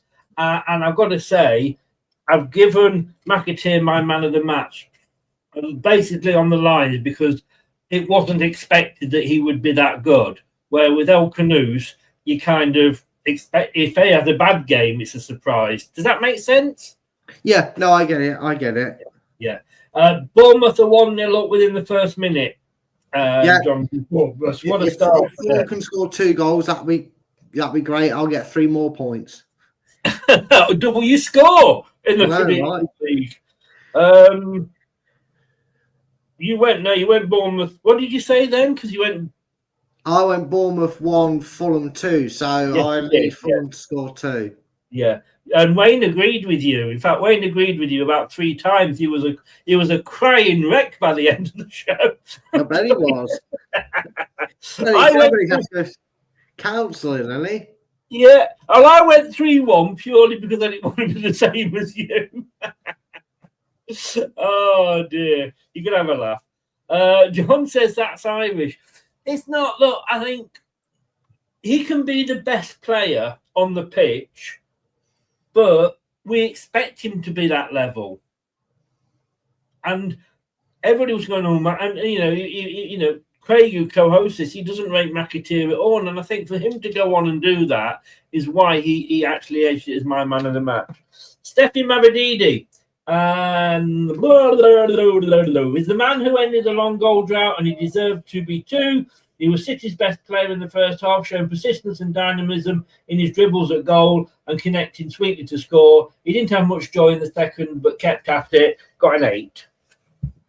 Yeah, for me, if you asked for a performance that warranted break, being the person who said, I got the goal that ended the run, it was between him and El Canoes. And I thought Mavididi played with a real purpose. You know, the spark had gone. He seemed a bit going through the motions. There's obviously been something there between him and Rude.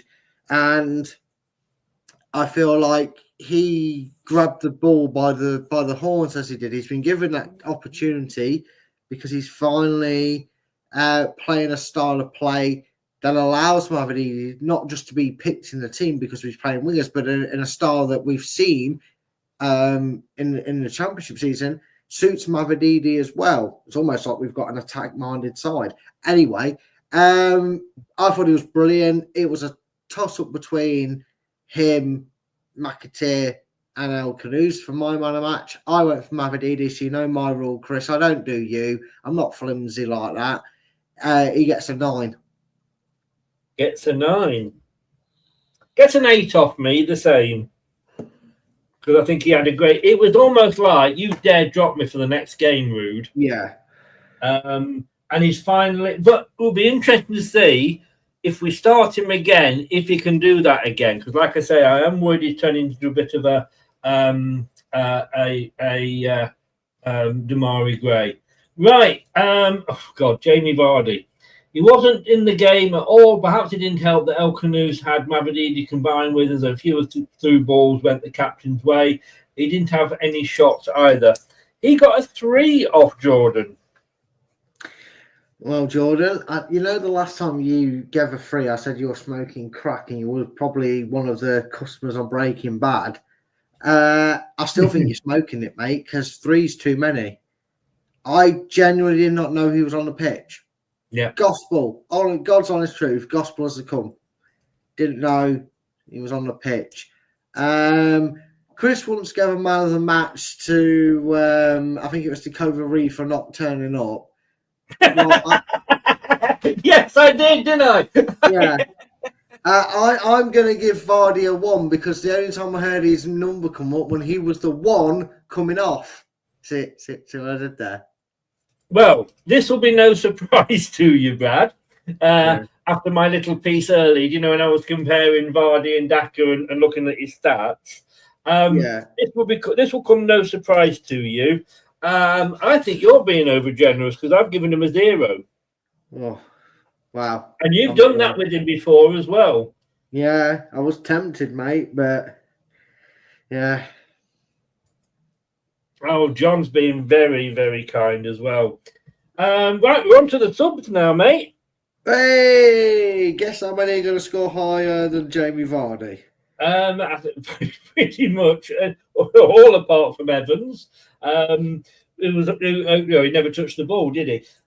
Ricardo Pierre was not as influential as he has in other substitute appearances, but he was alert to win 50-50s, and that kept City on top. Got a 6. Jordan, he drove forward. He was playing as an inverted wing back, so he was going through the middle.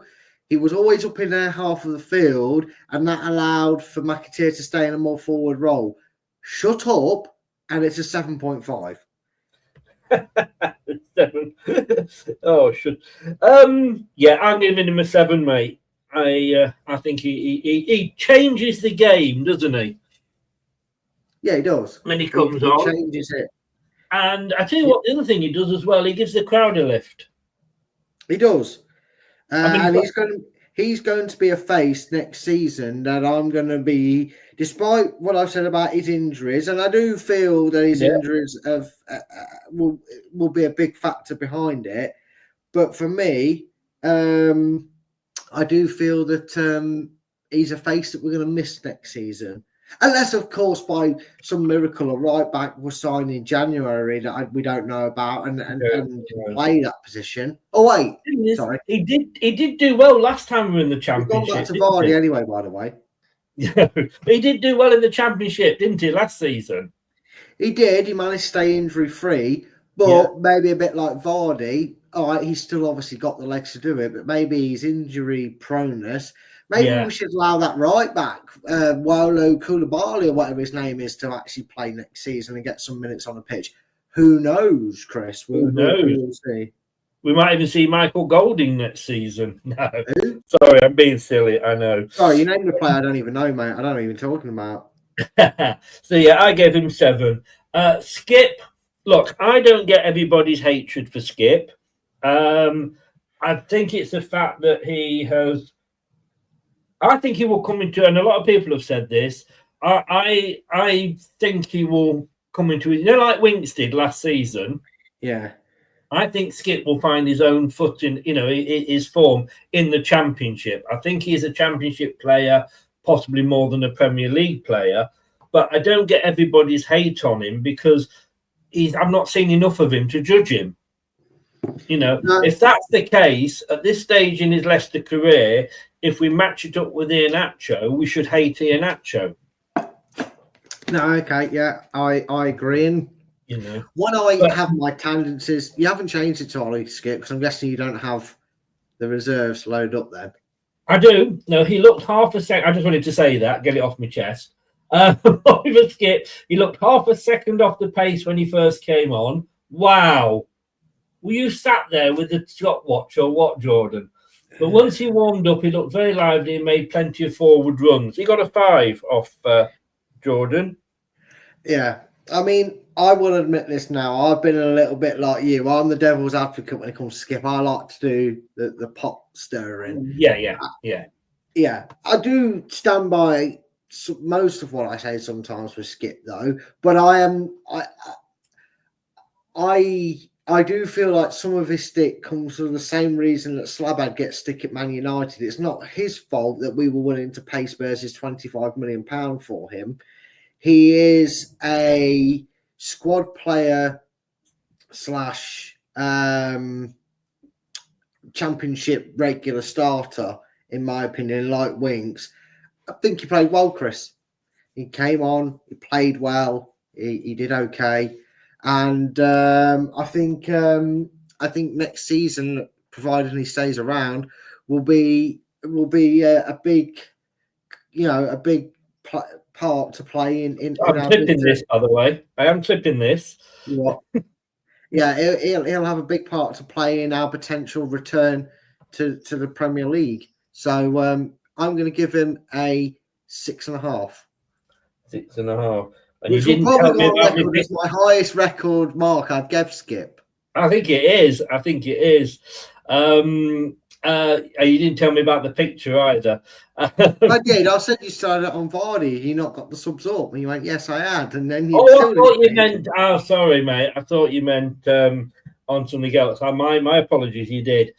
John says Skip could be our main centre defensive midfielder next season. He could be the new Winks, and if Rudy's still in charge, Rudy's obviously fallen out with Winks, so who knows? Here we go. Yeah, imagine daring to have a child and not turn up at the training ground. How dare he? Yes. Anyway, sorry, Daka. Different people's thoughts on different. I mean, was it Roy Keane when he was questioned? Well, somebody's wife had a baby. He went, yeah, well, he hasn't. Yeah. I mean, that is so Roy Keane thing to say, but it's true. How dare you have a baby? Yeah, how dare, disrespectful. Yes. But no, Daka noticed him more than I did Jamie Vardy. Yeah. You know what? I know. I said that Thomas had a better dealing with him than Jordan seemed to think. But if it wasn't for, I think it was Minter getting a touch, Daka had a tapping, taken off his toes. He did. It looked like it was a typical Daka miss, but it wasn't. No, it wasn't. It was actually some great defending. Jordan said, I don't know if I did read Jordan that he ran off the shoulder and got in behind and came close to an equaliser while he didn't give the Brighton defenders any peace. A few other opportunities to get a shot away were passed up because of his poor touch, and he got a 6. Yeah, and I also feel like it's a little bit of a confidence grower, Chris. You give him a run in this team, we might not. I feel like he's suffered with Iheanacho syndrome in the sense that there's potential for a good player there. But we've easily to give up and criticise and want someone else and call him useless. And yes, he's had horrible performances, Plymouth away, Leeds last season. But again, Chris, they weren't on the back of a run in the team. And I feel like it's not great improvement by any stretch of the imagination. But this 5, 6, 7 game run in the team, he seems to be slowly improving, and if you keep playing to his strengths and keep him up the right end of the pitch, Chris, who knows? I mean, if it doesn't click next season and he's still here, then fine, albeit let him go on a free like we did Iheanacho, but we just never know. We just need to see what this guy can do properly with a full season, not 6 games here and then getting dropped for 3 months. I want to see this guy play 40 plus games for us next season. Did he not get that in the Championship? Not really, Chris. It was still bit part things. Yes, he seemed to get more time on the pitch, but it would be a Tuesday night here. It'd be 10 minutes there. It would be Enzo saying, "Oh, Vardy's not going to play Saturday, Tuesday," and then Vardy would proceed to play Saturday, Tuesday, 80 minutes Saturday, come off for 10 minutes. And Leicester would be 3-0 up and the game would be dead and we wouldn't be trying to break an opposition down. Yes. I don't know, Chris. But yeah, I'm going to give him a 6, Chris. So you're going to agree? Yeah, not for the same reasons that Jordan's saying it, but he deserves a 6. I'm going to give him a 6.5. I'm going to be honest. You know what, Chris? You know what, Chris? You convinced me. 6.5. I'm with you. Go on. Come on, Chris. You used to be indecisive. Now you're not so sure. The last 2 substitutes, Evans, let's be honest with you, he came on for show. You know what, Chris? Evans gets a 2 because I heard his name more than Vardy. I'm not giving him anything because he. No, go on, Chris. Go on. For the lows. Just give him a 2 for the lows. I'll give him a 2 for the lows. And Dakota Reed, he also wasn't marked by. He had 1 chance in behind, but he couldn't cross to find his target. The fact that he had 1 chance was 1 chance more than Jamie Vardy. So I'm going to give him a 2 as well. A 2 for the lols. A 2 for the lols. I take you're giving him a 2 as well. Yeah. Again, I remember that chance, which is more than I remember from Bardi. So why not? Exactly. Okay, and finally, the management. Ruud van Nistelrooy. What do we give Ruud van Nistelrooy? Now, obviously, Jordan doesn't actually vote or give Ruud van Nistelrooy anything, but we do because that's the way we roll. Shall I go first on this one? Yeah, by all means, go first. Yeah, I don't think this was any tactical genius move by Ruud van Nistelrooy. Let's be honest with you. Had Buonete been available, would we have seen, be allowed to play, because obviously it was against his parent club, would we have seen the 3 that we saw and they played so well together? I'm not convinced. You know when they say don't change a winning formula, and I know we didn't win, but we played good enough to win in that second half. But I can see him going back to the old, he's gone back to his system that he liked, with the 4 at the back. Fair play to him. It worked this time against Brighton. Funny enough, it worked last time against Brighton. I'm just not convinced. I just think he kind of fell into this, rather than it was a master plan by him. But we did at least, he made the substitutions he made were good. They weren't just like for likes. And he actually moved Justin over to the left to accommodate his changes. So there was maybe something there. Maybe we are in spring, Brad. Maybe we are seeing the green shoots. I'm actually going to give him a 5. I can't go higher than a 5 because it's rude. You see what I did there? Hey, it's rude. I like it.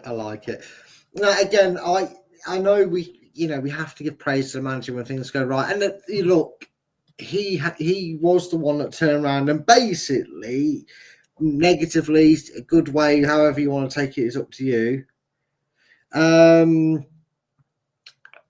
He's basically said, look, let's just play with freedom. We know the situation we're in. We know it's a lost cause, if you will, now.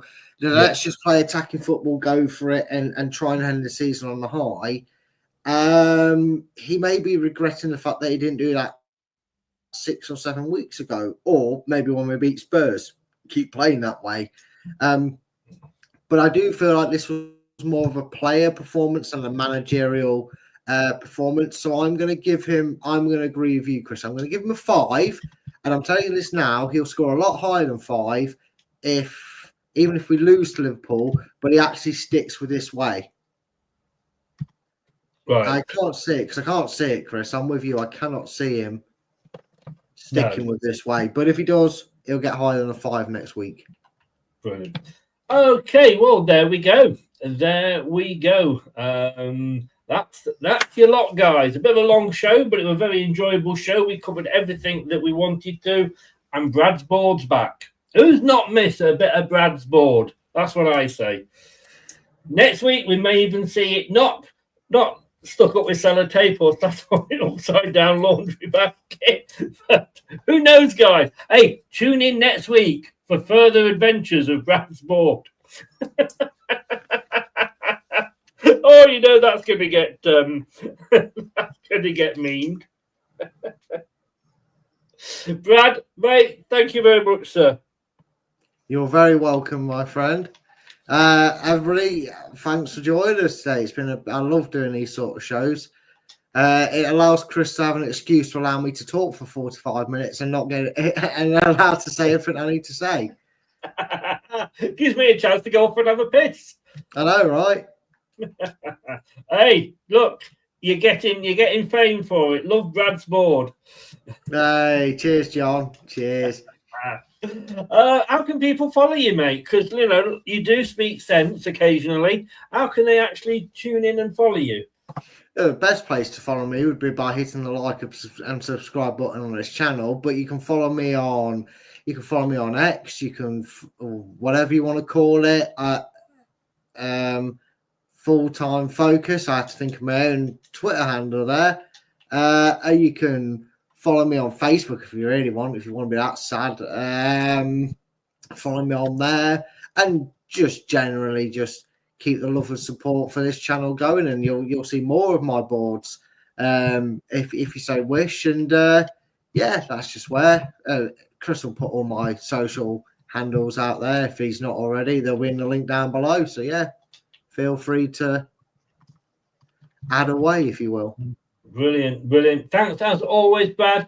I'll see you on Thursday when I'm not going to rub in your prediction scores at all. It's still 1-0, by the way, Bournemouth Fulham. Like the video, please. Subscribe if you're new.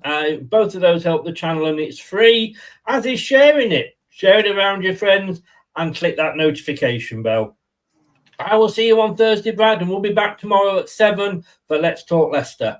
Take care, and thanks very much, everybody. And if you're listening via your favourite podcast platform, thank you for listening in. Take care, guys. Thanks for watching.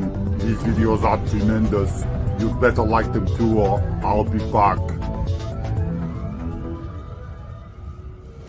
This podcast is proud to be part of the TalkSport Fan Network. TalkSport. Powered by fans. That will conclude this evening's entertainment.